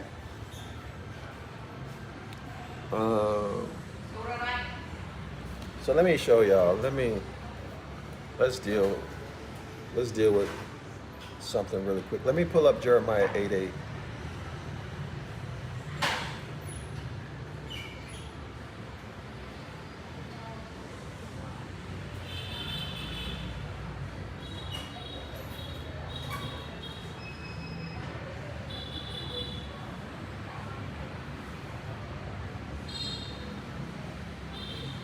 One second, y'all. Let me pull this up.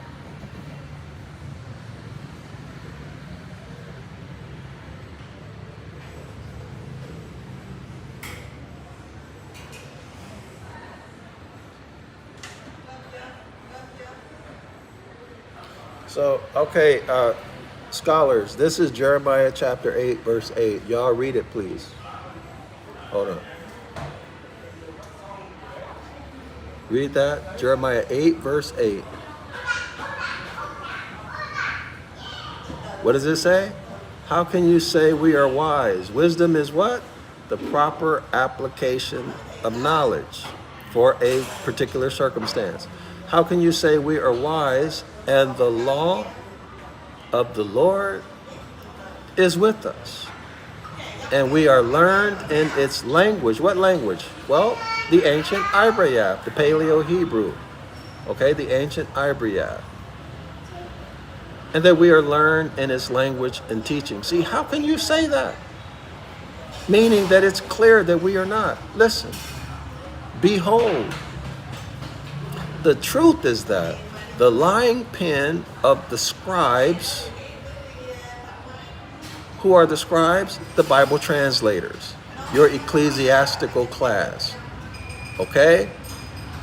Those people who translate your favorite Bibles, be it NIV, Douay Rheims, KJV, NIV, whatever it is. The lying pen of the scribes has made the law into a mere code of ceremonial observances. That is religion. Okay? Now, if it's not clear to you what that means and what action you should take because they have written lies in the Bible, if you don't know what to do with that information, well, what can anyone do to help you? All right? So you need to learn the ancient Ibaryath so you can look at the original language and render each word in each sentence yourself so you can understand what it means. And then you will uncover a whole ton of lies. You will then see that the book of the law, natural law, has been remixed or edited or changed into a book of religion. Religion, rites and ceremonies. So I was telling you guys earlier on my Patreon channel, I have tons and tons of videos where I do just what I just talked about. Examine the text in the ancient Ibaryath and compare the meaning to the meaning in the English that was given by the scribes. Okay? So you can see all of those lies. If y'all want to, if you're interested in that, just go to Patreon and subscribe. I think it's like $5 or $10, something like that. Okay, so Jeremiah 10, KJV, the only true God, hold on.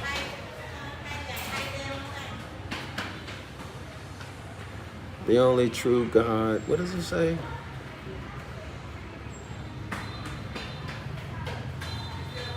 The only true God, hear ye the word which the Lord speaketh unto you, O house of Israel. Thus saith the Lord, learn not the way of the heathen, and not be dismayed at the sign. Absolutely, I agree with that. So you need to learn the ancient Ibaryath so that you will not be dismayed by the heathen, who are the lying scribes. Okay?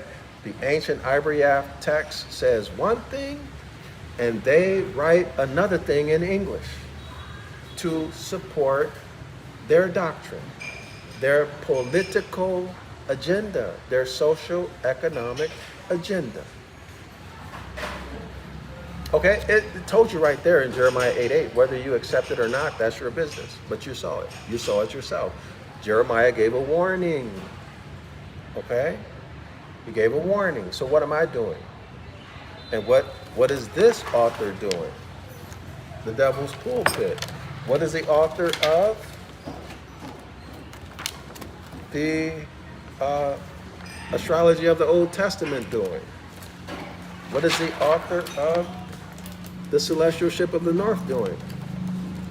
They're showing you the Jeremiah 8:8 lies. That's what they're doing. That's the essence of what they're doing, whether you want to accept it or not.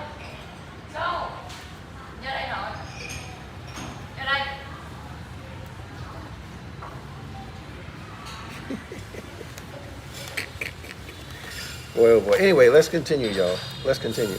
So we're back on page 217, second paragraph.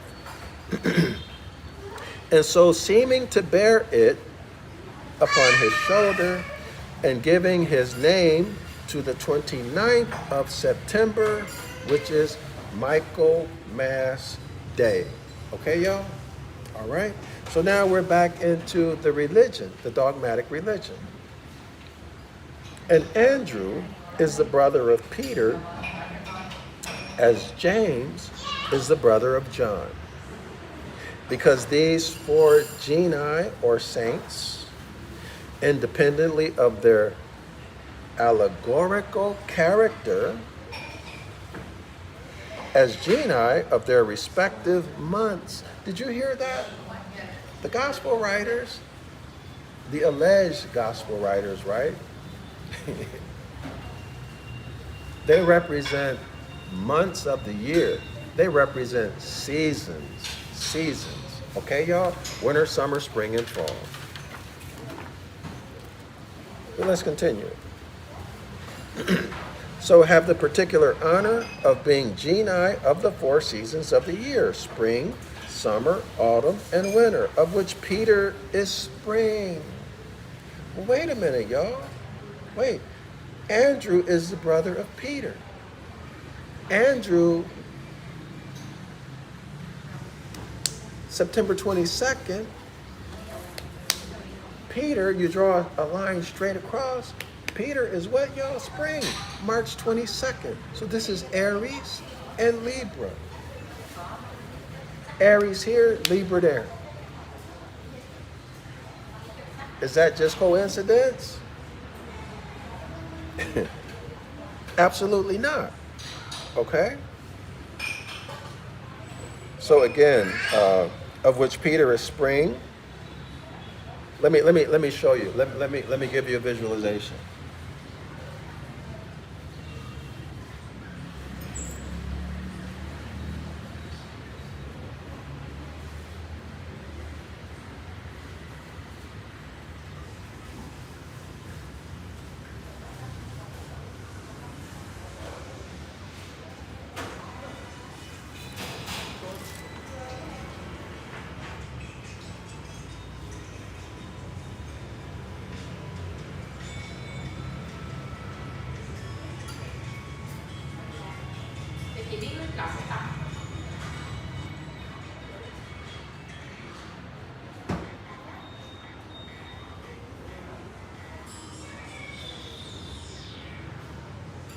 Okay, y'all, look at Aries and spring. Draw a line straight across. You think that's by coincidence?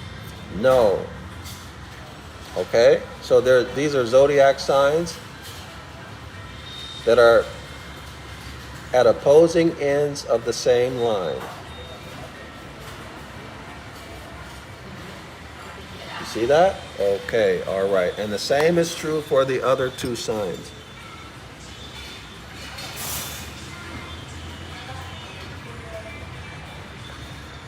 Anyway, let's continue.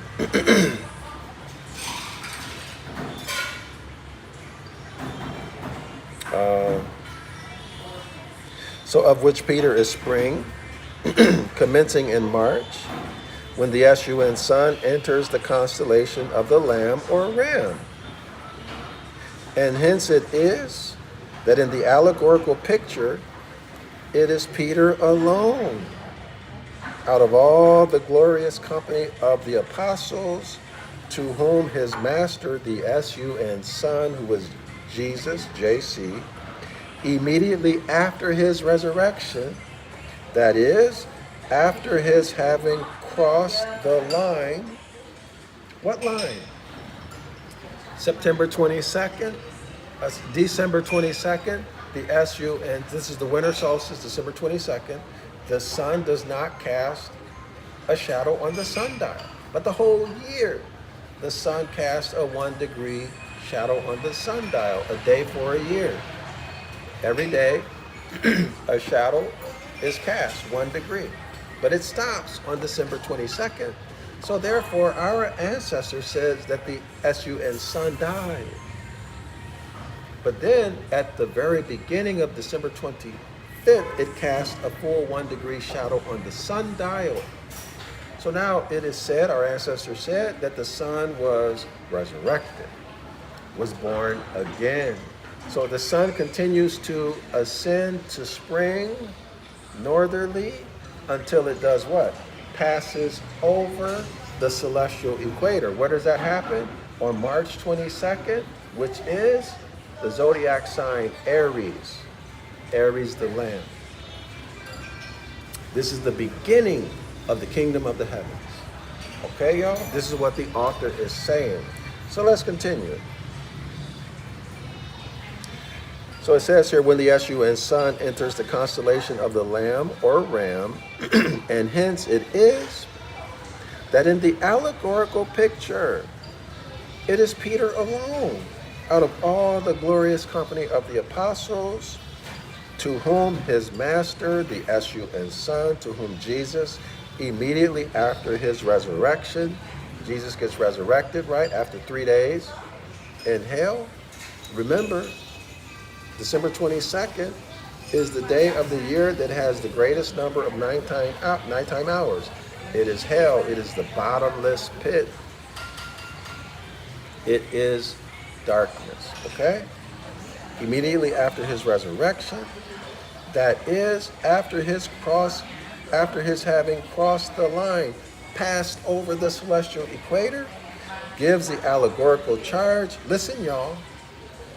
quote unquote, Jesus says, feed my lambs and feed my sheep.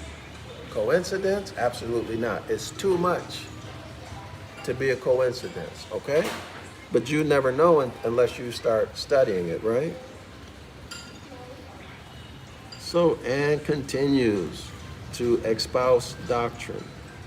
Melchizedek is a mysterious priest king who is mentioned twice in the Hebrew Bible. Some Bible scholars speculate that Melchizedek may have been theophany, where the Lord took human form. Okay, and then she stops there. Let me see if I can take a look at some other. Someone writes, Merry Christmas.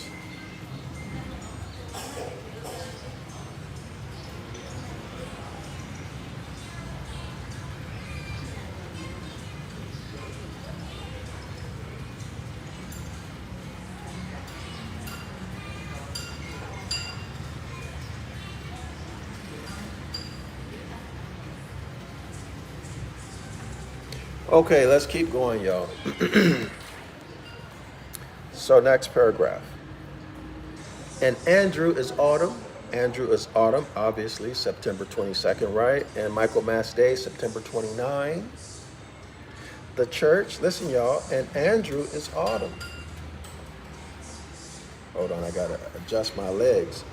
The church, or church history, having consecrated the belief on no evidence whatsoever, and for no supposable reason. So no evidence and no reason, but the accuracy, but the accurately astronomical one. Y'all got that? Andrew is autumn. For no evidence or reason other than the astrological reason we just gave. Okay, Andrew is using the ganometer, which is a solitaire cross, to measure the angle of the sun as it crosses below, or as the sun, as Jesus gets crucified.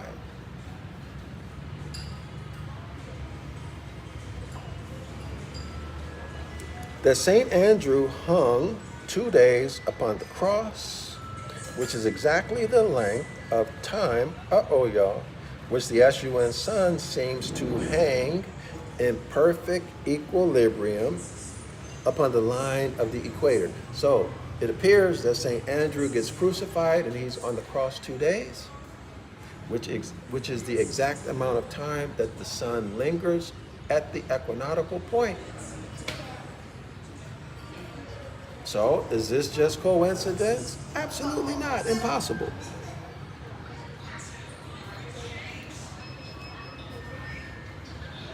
Anyway, let's keep going. Next paragraph. And as the S-U-N sun, in the order of nature, crosses the equator twice every year at the autumn equinox and the vernal or spring equinox. So you will find in the New Testament allegory that there are actually 2 crucifixions. Y'all. See, Billy Carson should have talked about this. There are 2 crucifixions. So how you feel about that, Ann Omega? I bet this is burning you up right now, ain't it? Okay, so there the sun crosses below the celestial equator in autumn, and the sun passes over the celestial equator on the first day of spring. So there are 2 crucifixions. The sun is crossing the equinoctial line twice.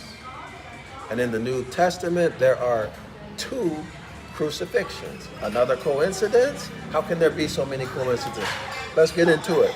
Let's let the author speak. So in the New Testament, in your New Testament allegory, there are actually 2 crucifixions. And Christ is said to be crucified twice. That is, once upon Mount Calvary,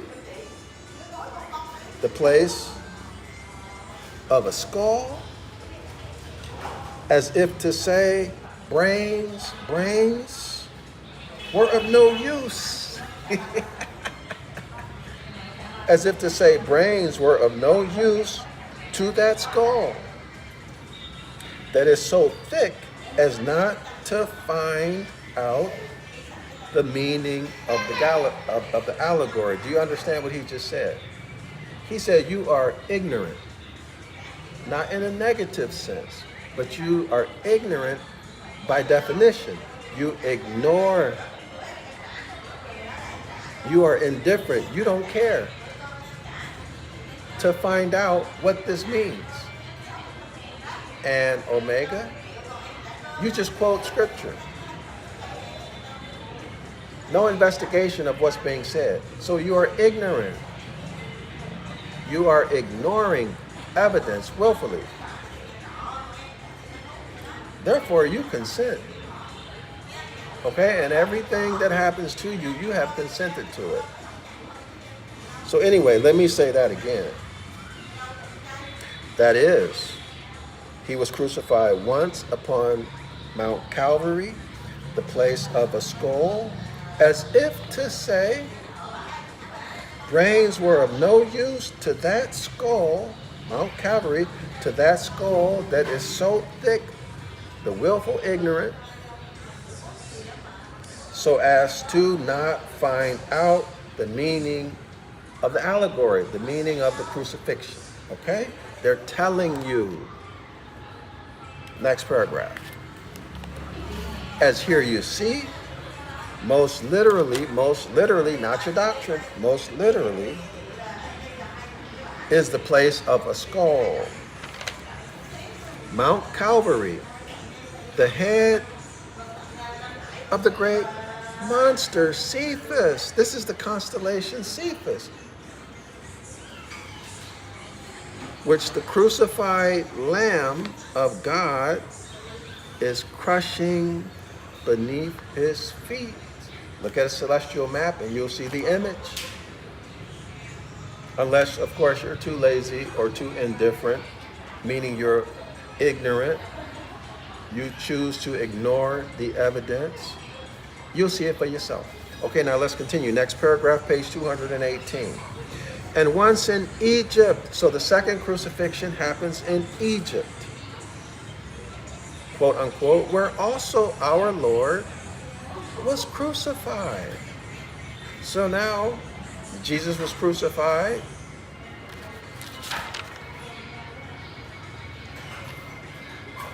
Upon Mount Calvary, first crucifixion. Second crucifixion, he was crucified in Egypt. Okay? This is Revelation chapter 11, verse 8. Revelation chapter 11, verse 8. And after which, ultimo crucifixion, quote unquote, he descended into hell. Well, what is hell?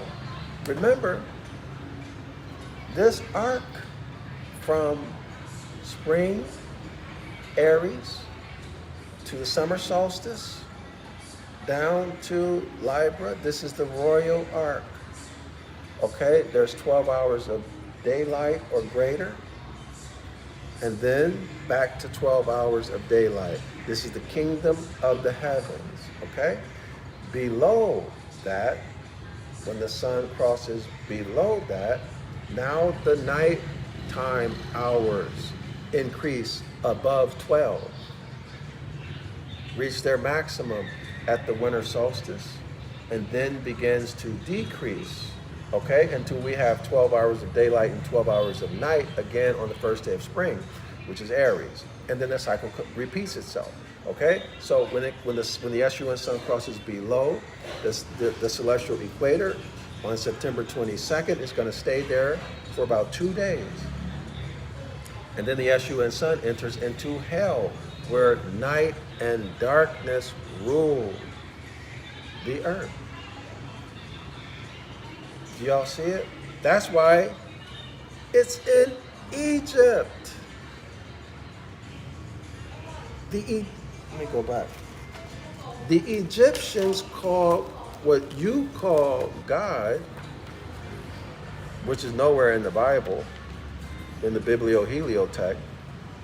Let me go back to it. Y'all make the connection. If you don't want to see it, you don't have to see it, but it's here, plain as day. Page 14, second footnote. The Egyptians symbolically named God the quote-unquote ancient darkness. The ancient darkness. Do y'all see that? This is why he's crucified in Egypt. This is why below or after September 22nd, September 24th, is called hell. Okay? This is occult or hidden knowledge. Okay? We're talking about natural phenomena. The celestial bodies and the stars, the seasons.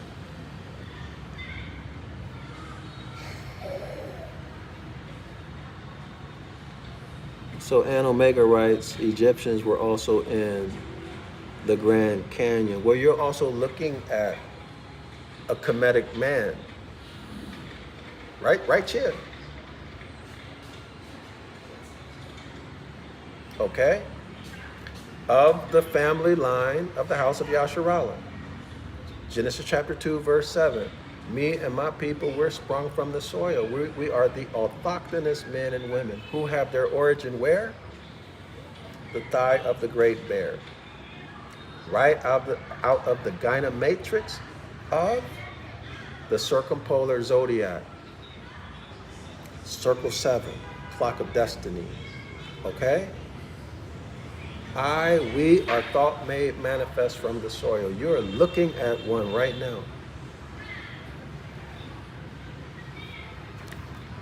Okay, let's continue, y'all. So second crucifixion, and once in Egypt, quote unquote, where also our Lord was crucified, Revelation chapter 11, verse 8. And after which autumnal crucifixion, quote unquote, he descended into hell. Okay, so the ancient darkness is degraded, slandered and libeled, and spoken of abusively as though it's something evil and wicked. He descended into hell under the custody of the archangel Michael, quote unquote, who is like to God. And has in parentheses, Cruden. So I guess this is a citation. Now let's continue. By Catholics, this verse is rendered, quote unquote, equal with God. Who is equal with God, which, though theologically absurd. Why is it theologically absurd? Who can be equal to God? Okay? Is, as you see, astronomically correct. So it cannot be correct based upon doctrine because no one is equal to God. So it has to be astrological. Y'all got it? All right. This is what the author is communicating here. Let's continue. For the points of the vernal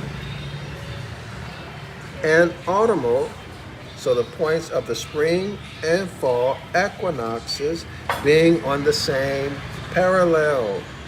As you here see, so they're on the same parallel, so they're equal. Okay? As here you see Hercules, the Andrew, as here you see Hercules, the Andrew, rises at the same time with the balance. These are the scales, this is Libra. Okay, so the constellation Hercules rises with the scales of justice with Libra. And that capital God, that is the Lord of hosts, Gad, G-A-D, a trope, T-R-O-O-P, never meant any other Then the lamb of the zodiac, that's Aries, to which Michael is thus literally and astronomically equal. Wow.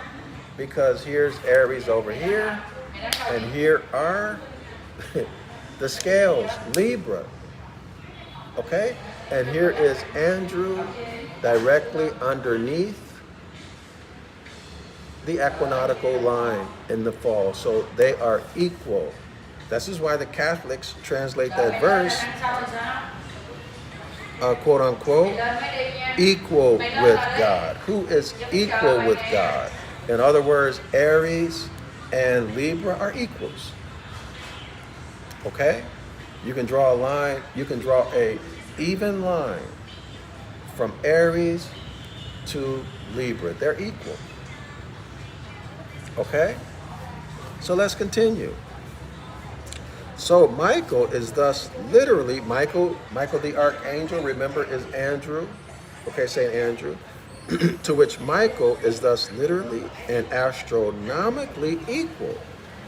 You have the concurrent testimony both of Daniel and John, prophet and apostle, who describing the person of capital G-O-D, and y'all know capital G-O-D is a remix. It's injected in place of the Elohim. Assure us that, quote unquote, hair of his head was like wool. The hair of God's head, or the hair of the ancient darkness, was like wool.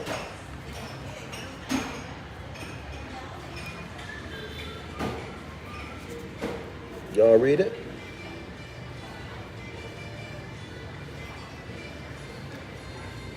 Okay? He had the hair of a Moor. So this God, the Elohim, has the hair like wool, which is a Moor. This is page 218 of the Devil's Pullpit. The author is the Reverend Robert Taylor, published in 1857 from a series of lectures given in the late 1920s to early 1830s, okay? This is, in my opinion, the foremost authority on astrotheology. There you have it. There you have it. Let's continue.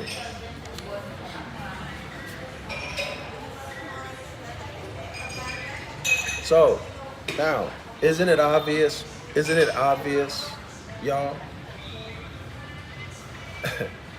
Isn't it obvious why Moors and land are inseparable? Why Moors and land are inseparable? It is a maxim of law. Why Moors are the substance and subject matter of the law. Why Moors had the power and the authority to ordain,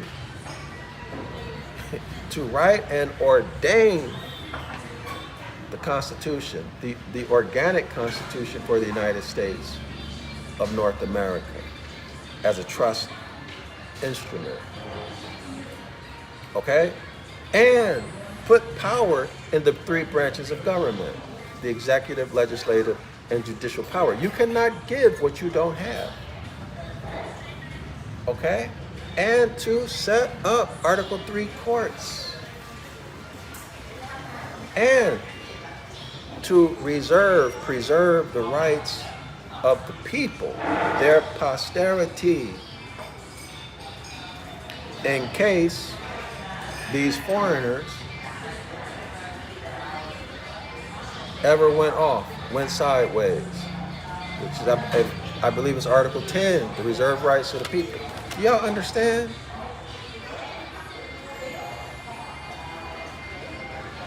Which is why once we return to that mindset of our ancient foremothers and forefathers, when we start living according to the principles, this is the south celestial pole. Natural law, don't harm anybody, don't injure anyone. Love, truth, peace, freedom, and justice.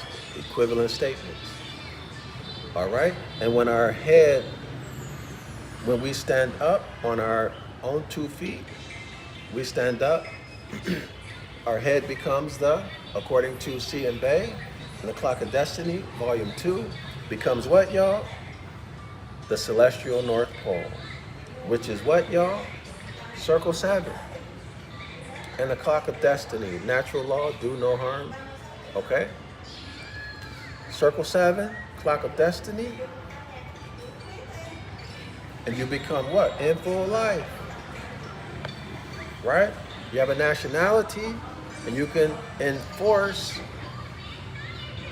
your birthright to due process of law and enforce the Constitution and the treaty, okay?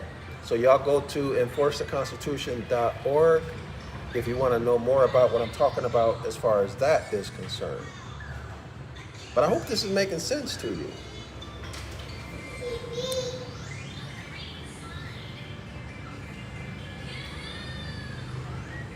Dark Random Music writes, you're wrong. Hold on, let me go back to the, okay, so Dark Random Music writes, then who is he? Hold on. Then who is he to you? The devil? LOL, you're wrong. I don't know the context of that. Hold on. Dark Random Music writes, oh, I thought that he was the entire point of the religion, to destroy every pagan idol. I think this is Ligma FPV writes, I am FAO. Then why are you saying it? Hey y'all, don't use foul language in the video, okay? I mean in the comment section. You can use an acronym, right? Can you edit that? Take take that out and use the acronym BS, okay? The Genesis flood story is nearly a one-to-one copy of the Gilgamesh flood story, and the Epic of Gilgamesh is more than 1,000 years older than Genesis. Boy, y'all in here arguing. Why do you have to argue?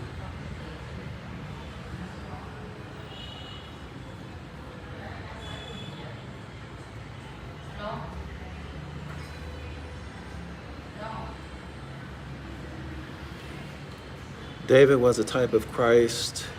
The study Bible teaches all of this. Oh my gosh. Ligma FPV writes, sorry about the language, sir. No problem. Just go back and replace it with BS, okay? So that it doesn't harm the distribution. This channel is already shadow banned. So I'll give you an example. Right now, it says just how many people are watching? It says 8 people. But when I end the video and do the analytics, it will be a whole lot more than 8. This number is to discourage people, to make viewers think nobody's interested. Because this information, they don't want you to know this, because if you know this information and you become competent, well then their system of control over you and the masses becomes eliminated, okay?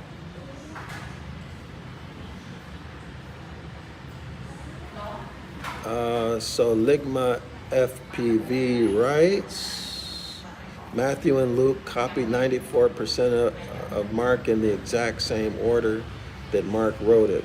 And John did the same thing, but added a bunch of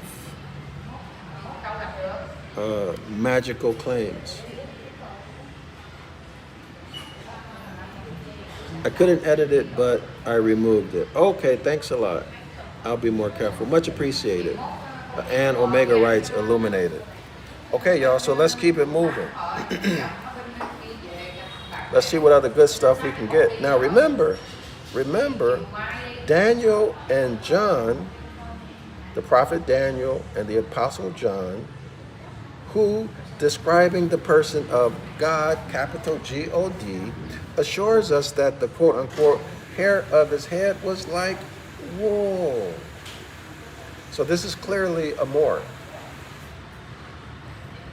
So you have the same astronomical enigma, couched in the allegorical epithet of, quote unquote, the Lamb slain from the beginning of the world. That is, the Lamb of March and, quote unquote, Jesus Christ, the righteous. So Jesus Christ, the righteous, is pointing to or refers to the autumn equinox, okay, which is, so therefore, Andrew, Apollo, Saint Michael, Michaelmas Day, okay, y'all? Who appeared once in the end of the world to put away inequity, that is, or which means once, that is, which means, okay, once again to put an end to the unevenness of the days and nights by appearing in the balance of September. And thus it is Christ upon Mount Calvary in spring. Christ is crucified in Skull Place. Mount Calvary in spring. See, there's no brains, right?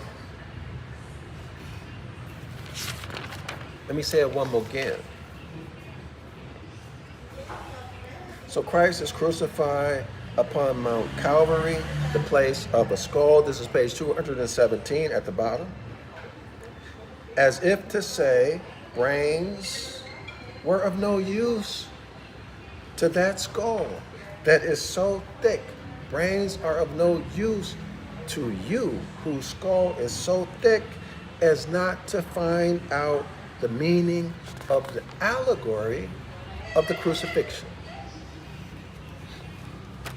Clear? Let me restate it. C.M. Bay and Clock of Destiny, Volume 2 on page 38 or page 36, I think it's 38, says this, that the Moor who is lying down in a dead state has his head in Aries. His skull is too thick to search out the meaning of the allegory. Therefore, he is what? Civilly dead, Civiliter Mortuus. Y'all got it? He's civilly dead. He's out of his mind. He's in the solar zodiac mindset with his solar religions, and his feet are in Libra. Deuteronomy chapter 28, verse 15 through 68, the curses. He's being cursed, punished, in other words. For what? For not following the instructions of his ancient foremothers and forefathers, right? In other words, he's not keeping the Most High's commandments. Y'all see it? So he's been denationalized, escheated, and atoned, being hit with bills of attainder. Early, he expires, his life expires early. Okay, so let's continue. Does everyone see this? Everyone see the correlations and the integrations of how we're looking at this? The meanings here? So let's continue.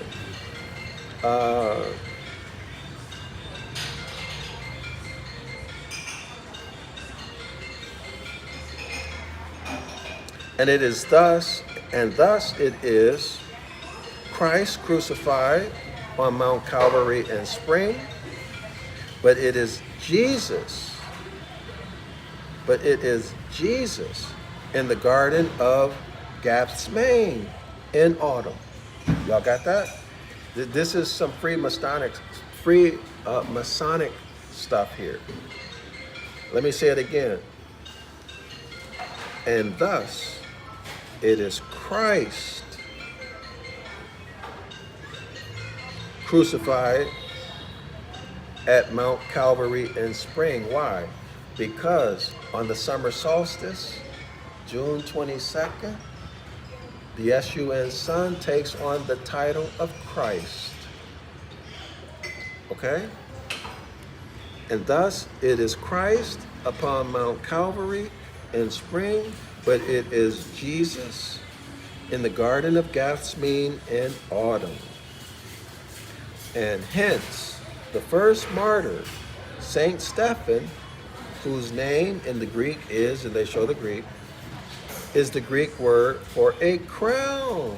Oh, so, hold on, y'all. So Saint Stephen, his name means crown in Greek. Y'all got that? He's the first one who's martyred. Hold on one second. Okay, so it is Saint Stephen, whose name in the Greek is, I'm going to show it, don't worry,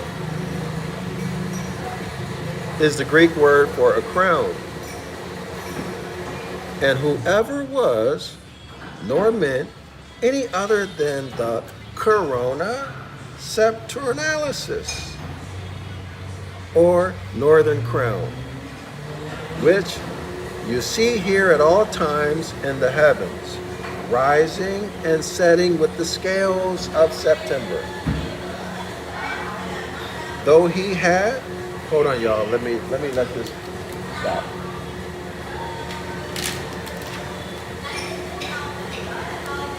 I'm gonna show it so y'all can read it. So we're here at the bottom, toward the bottom of the paragraph. Pause it on the replay so you can read it.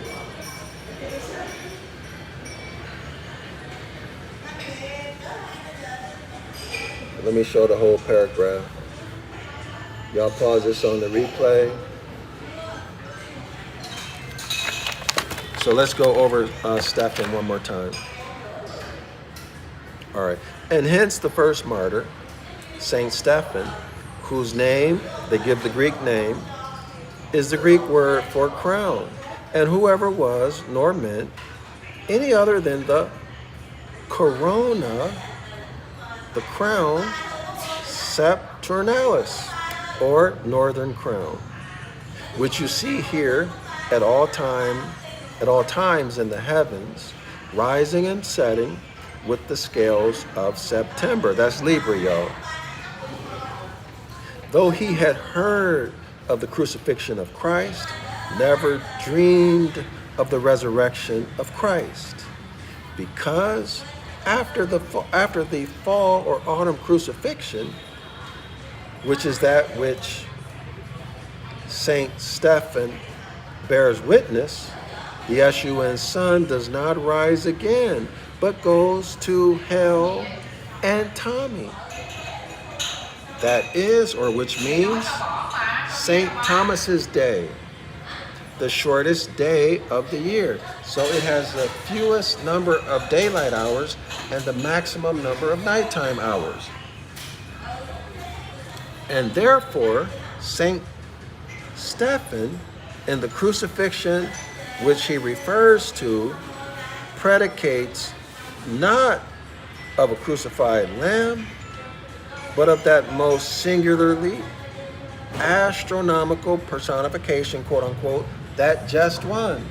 See, justice, 12 hours of daylight, 12 hours of night, of whom, says he, ye have been now the betrayers and murderers. Quote unquote, that just one, being the directly allegorical name of the personification of the Escheat sun as considered in the scales of September. This is Libra. Okay, y'all? So the sun takes on the title, that just one. Okay? Let me show y'all this.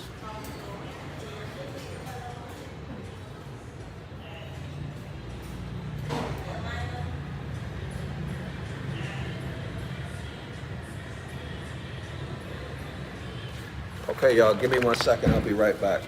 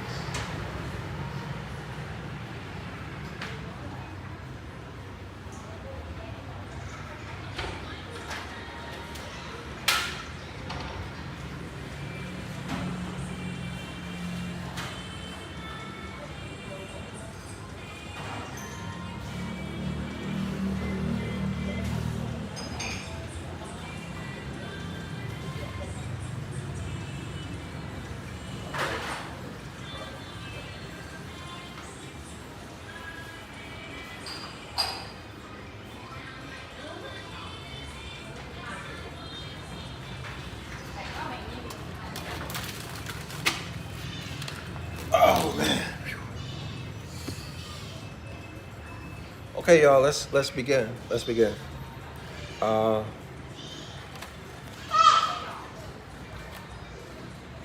okay. Last paragraph, page 218. Hold on.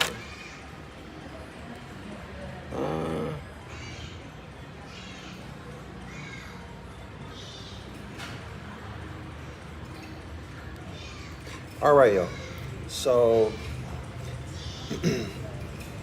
and Saint Stephen, who is this Stephanos Artikos, discovered by his Greek name, which signifies the northern crown. Okay, y'all? So here are the astrological solutions. Gets the name of the first martyr. Because, why? Why does he get that name? Because at that epoch of time to which this allegory synchronizes, the point of the vernal equinox was in Libra. In other words, springtime began in Libra, which is why Saint Stephen was called the first martyr. Because, as it tells you, it says here, Stephanos Artikos, discovered by his Greek name, which means northern crown. Okay, so this is telling you, so if you look at the astrological ages, you can count back and therefore determine that springtime began in what we now call Libra, September 22nd. Of course, this is a different calendar, right? It's not the same calendar, but it's talking about the season, not the calendar. Okay, guys? Springtime began in Libra. What does it mean? If you go outside on the first day of spring, let's say you're at the equator, you're between 23.5 degrees north and 23.5 degrees south, which is the Tropic of Cancer and the Tropic of Capricorn. If you go outside, but right immediately before sunrise, about 5:30 to 5:45 in the morning, you look to the east, and on the horizon, you would have seen the constellation Libra, telling you that the zodiacal age was Libra. Okay, that's what you would see on the first day of spring. Okay, guys? That's what the author is talking about. So now let's continue.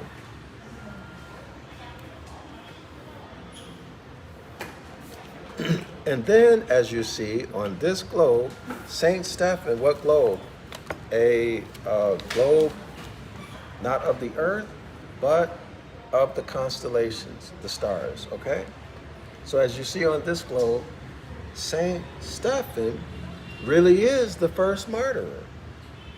And that is with reference only to this effect of the procession of the equinoxes, which has caused and will again and again cause that the spring quarter, the spring season, right? Quarter 4, winter, summer, spring, and fall. 4 seasons, that the spring quarter, that spring season may occur in autumn, and that of autumn, we're now to spring. Hi there.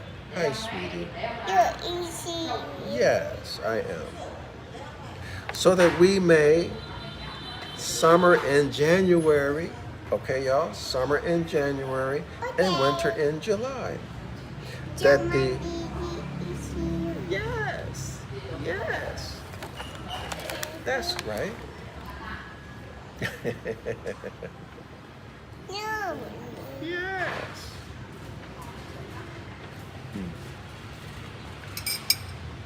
Okay. Yes, that's right. Can I have one more, please? Can I have one more? One more of this one, the sauce. It's okay. Good job. Very good.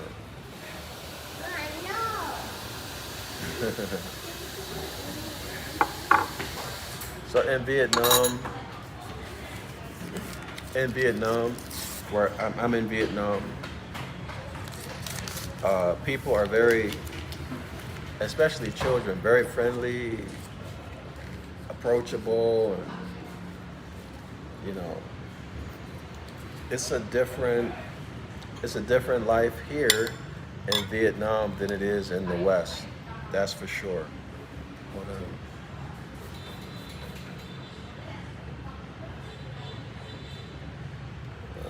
Okay. So let me try to show y'all what I'm gonna eat. This is a popular. Can y'all see that? A popular dish in Vietnam. This is vegetarian. What's the name of this, sir? Bún chả giò. Huh? Bún chả giò. Can you say it in the camera? Bún chả giò. Thank you. Can I get another? I dropped them. They fell. Thanks. So this is a popular dish in Vietnam. I like it. It's a spicy. It looks like spring rolls, but it's vegetarian. Can y'all see it? And it's not hot, it's cold. Okay, y'all, so let's keep going. Where are we? Oh, all right.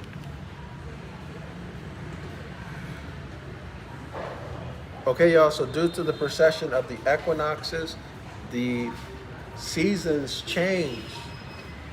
Okay? Thank you.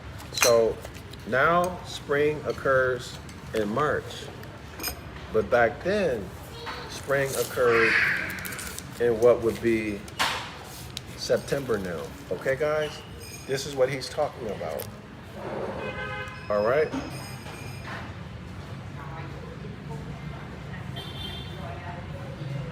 Give me 1 second.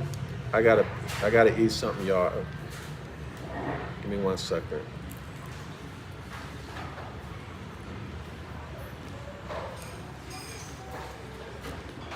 Okay, here we go.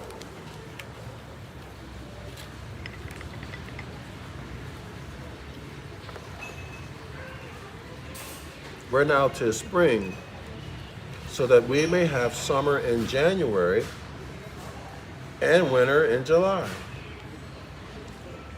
That the astrologue of the gospel instructs his disciples that in the kingdom of heavens, quote unquote, there be first, which shall be last. Oh, wow. Did y'all hear that? The first shall be last refers to the precession of the equinoxes. Nature, the seasons, okay? So, first, for the Solarites, the first season of the year is September. The beginning of the year is spring for the Solarites. Okay? So let's say it can occur in the first month of the year, but it can also occur in the last month of the year. The first shall be last, and the last first. Y'all get it? That's the astrological solution. Okay, guys? Scholars? Let's continue. We're on page 219. And thus, as Peter has the keys of heaven, remember Peter is in the position of Aries, opposite of Libra, which is St. Andrew's, okay? So his brother Andrew has the keys of hell. Now, is this coincidence, y'all? It's too much. Even on these few pages we've gone through.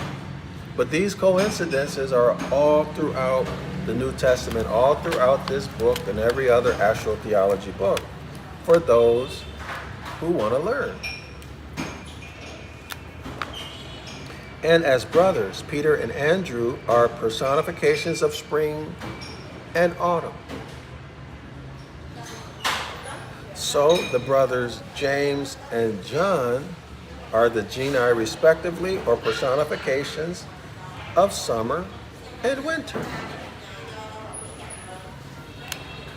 And these personifications are consecrated in the visible heavens by those four distinguished stars of the first magnitude known by the name of the royal stars, which the sun seems to near or approach as he is the sun, divides to us these four seasons of the year. So what Hermetic principle are we dealing with?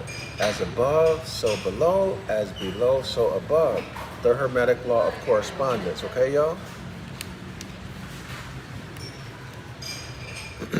That it is the vernal crucifixion, which is Christ crucified, or crossing of the equator by the sun. So it's crossing above, so it's passing over, right? This is the Passover in religion. It's the Passover for the Jewish people, and I think it's the first Sunday after the first day of spring is Easter for the Christians, okay? All right. When he, that's the sun, enters into the sign of Aries, the ram, and he, that's the sun, does on the 21st of March. Some books will say the 22nd, but it varies, okay? But we all know what he's talking about. And no crucifixion of any man, nor any event that ever happened upon earth that was the subject of the fast of Good Friday, he's referencing Jesus, and the feast of Easter that follows it is demonstrated in the historical fact. In other words, Jesus was never crucified. Y'all pass this on to Billy Carson. Pass this on to Billy Carson so he can use it.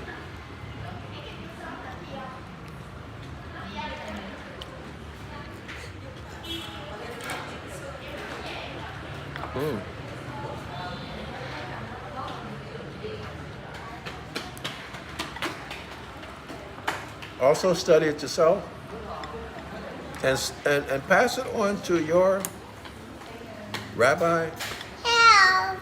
Hello, sweetie pie. To your rabbi, captain general, pastor,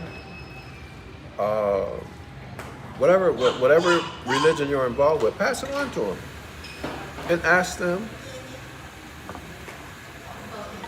to give you an intelligent, non-fear-based, non-doctrinal discussion, insight on the topic. Okay?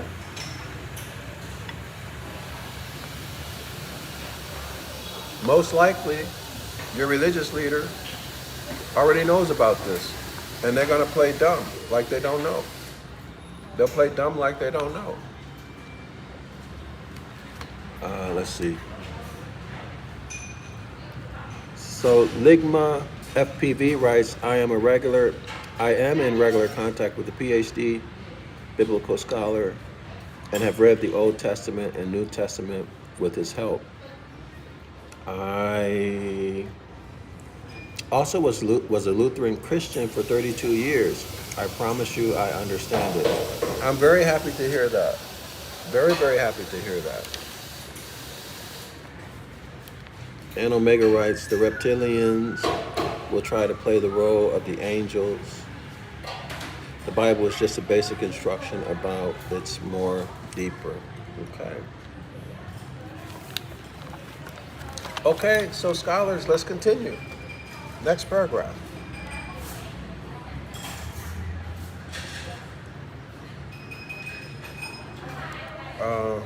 Hold on.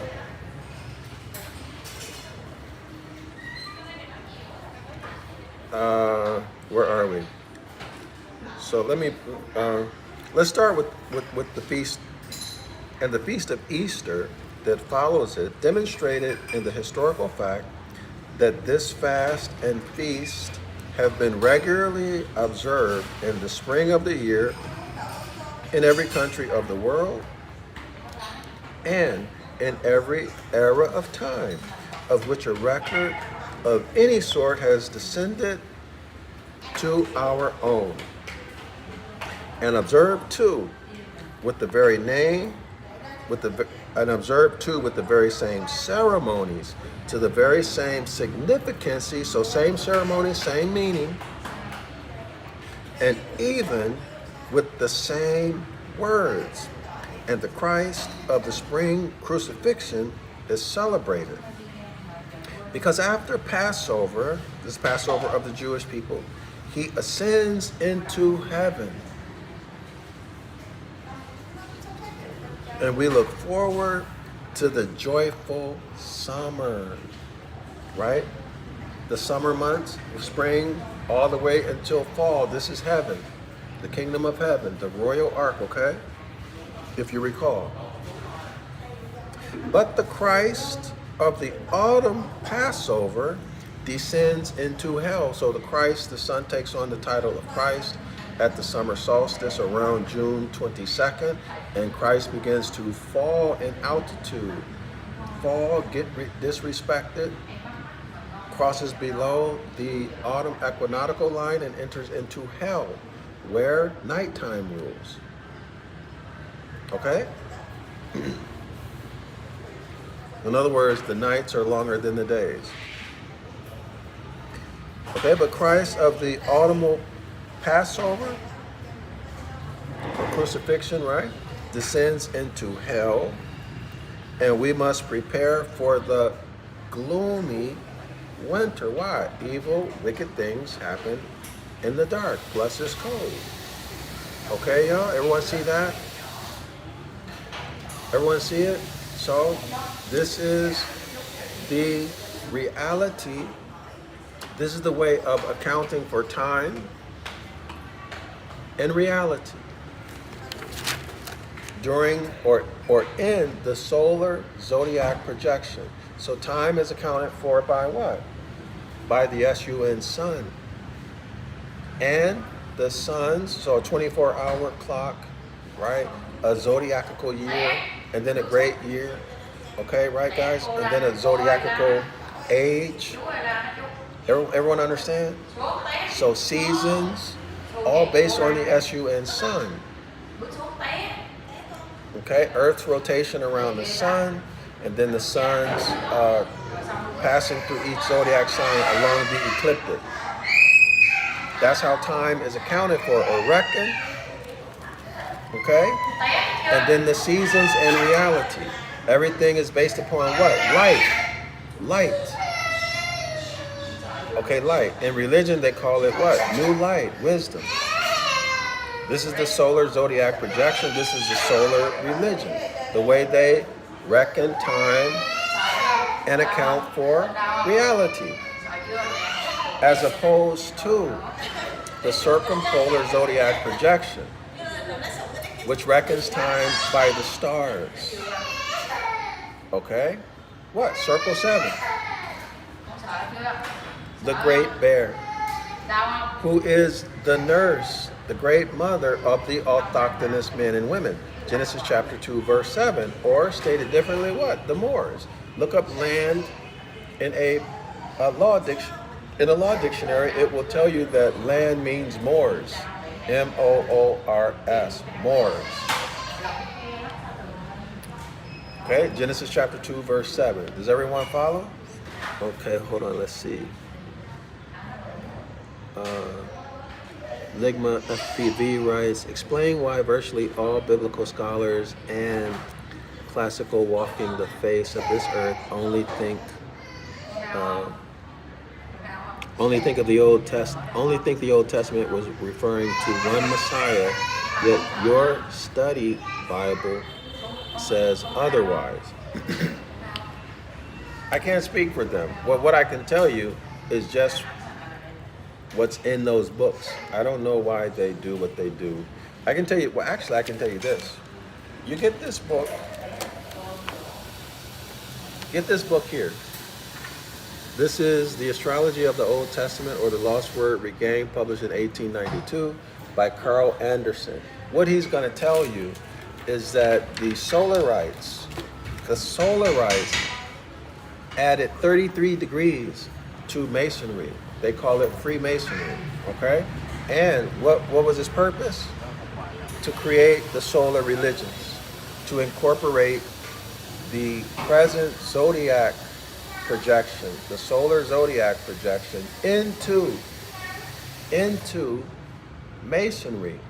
But Masonry was not something that was hidden and mystical and all of these things. It was just a circumpolar zodiac, and everybody knew it. It was common knowledge, okay? But they brought all of this stuff in the context of adding 33 degrees, well, 30 more degrees, okay? 30 more. There were initially only 3. I'm tempted to try to, I don't know how long it would take me to find it, but you can watch my other videos. I go through this,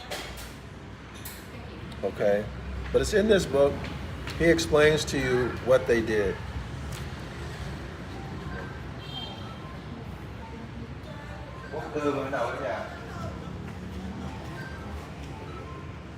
And you can get the answers that you want here.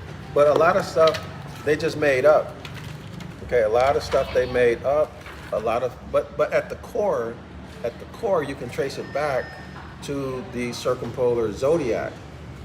Okay, but they changed names, they changed places, they changed times. Okay, they made things that were masculine energy into, or they personified them into men. Feminine things they personified into women, or vice versa.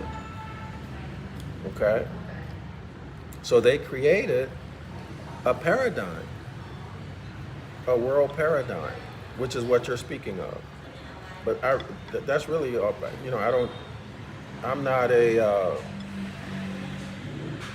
not trained in Freemasonry, and I'm certainly not trained. I don't have any credential from any biblical, any of the theology schools.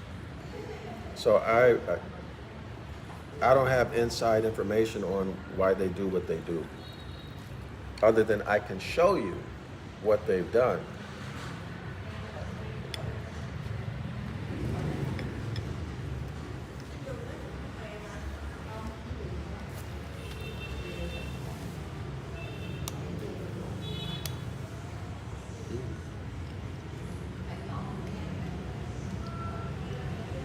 Okay, y'all, let's continue.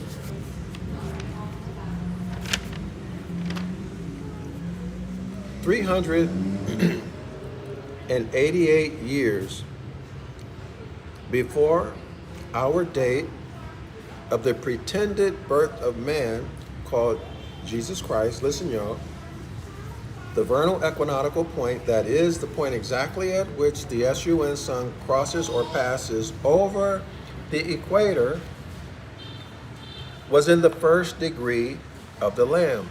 That's Aries the Ram, right?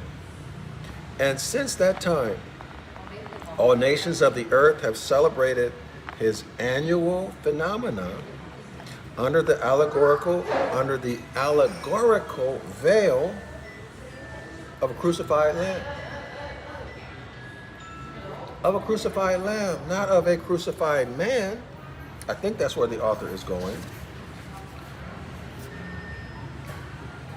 "And all the difference that ever was between the Jewish and the Christian ceremony, Passover and Easter, is so much difference, and no more, that as a man may imagine between the words cross over and pass over." That's the only difference, y'all. Why? Because this ceremony was happening before there ever was a Christianity, before there ever was a alleged man named Jesus, before there ever was a Judaism. this had existed. Okay? They just took it and remixed it. And through warfare, miseducation, and re-education, they made everyone forget. And now most people think it's just unique to Christianity or unique to Judaism, okay?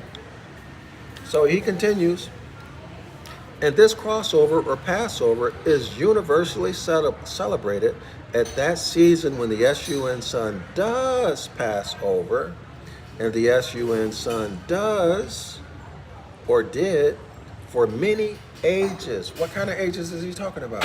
Zodiacal ages. They last, zodiacal ages, somewhere around 2,300 or so, somewhere in that area, years, okay?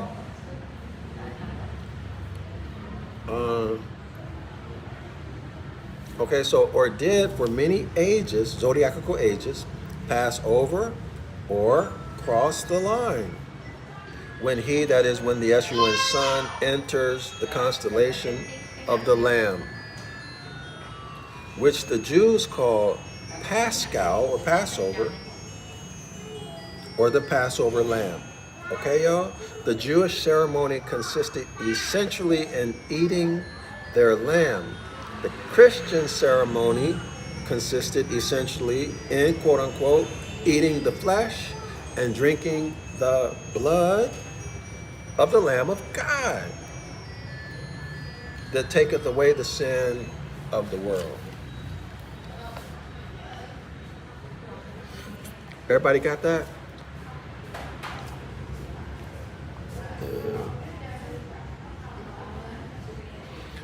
Okay, so Ligma FPV writes, virtually every story in history goes back to people talking about the stars. If you trace it to its origin before it was manipulated by history, including the Bible, absolutely, absolutely.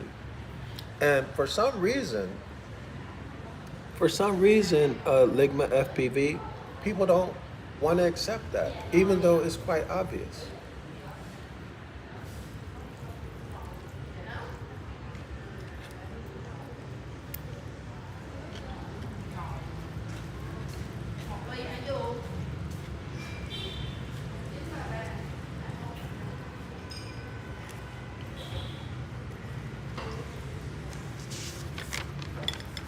Well, y'all, this was fun. Let's pick it back up tomorrow.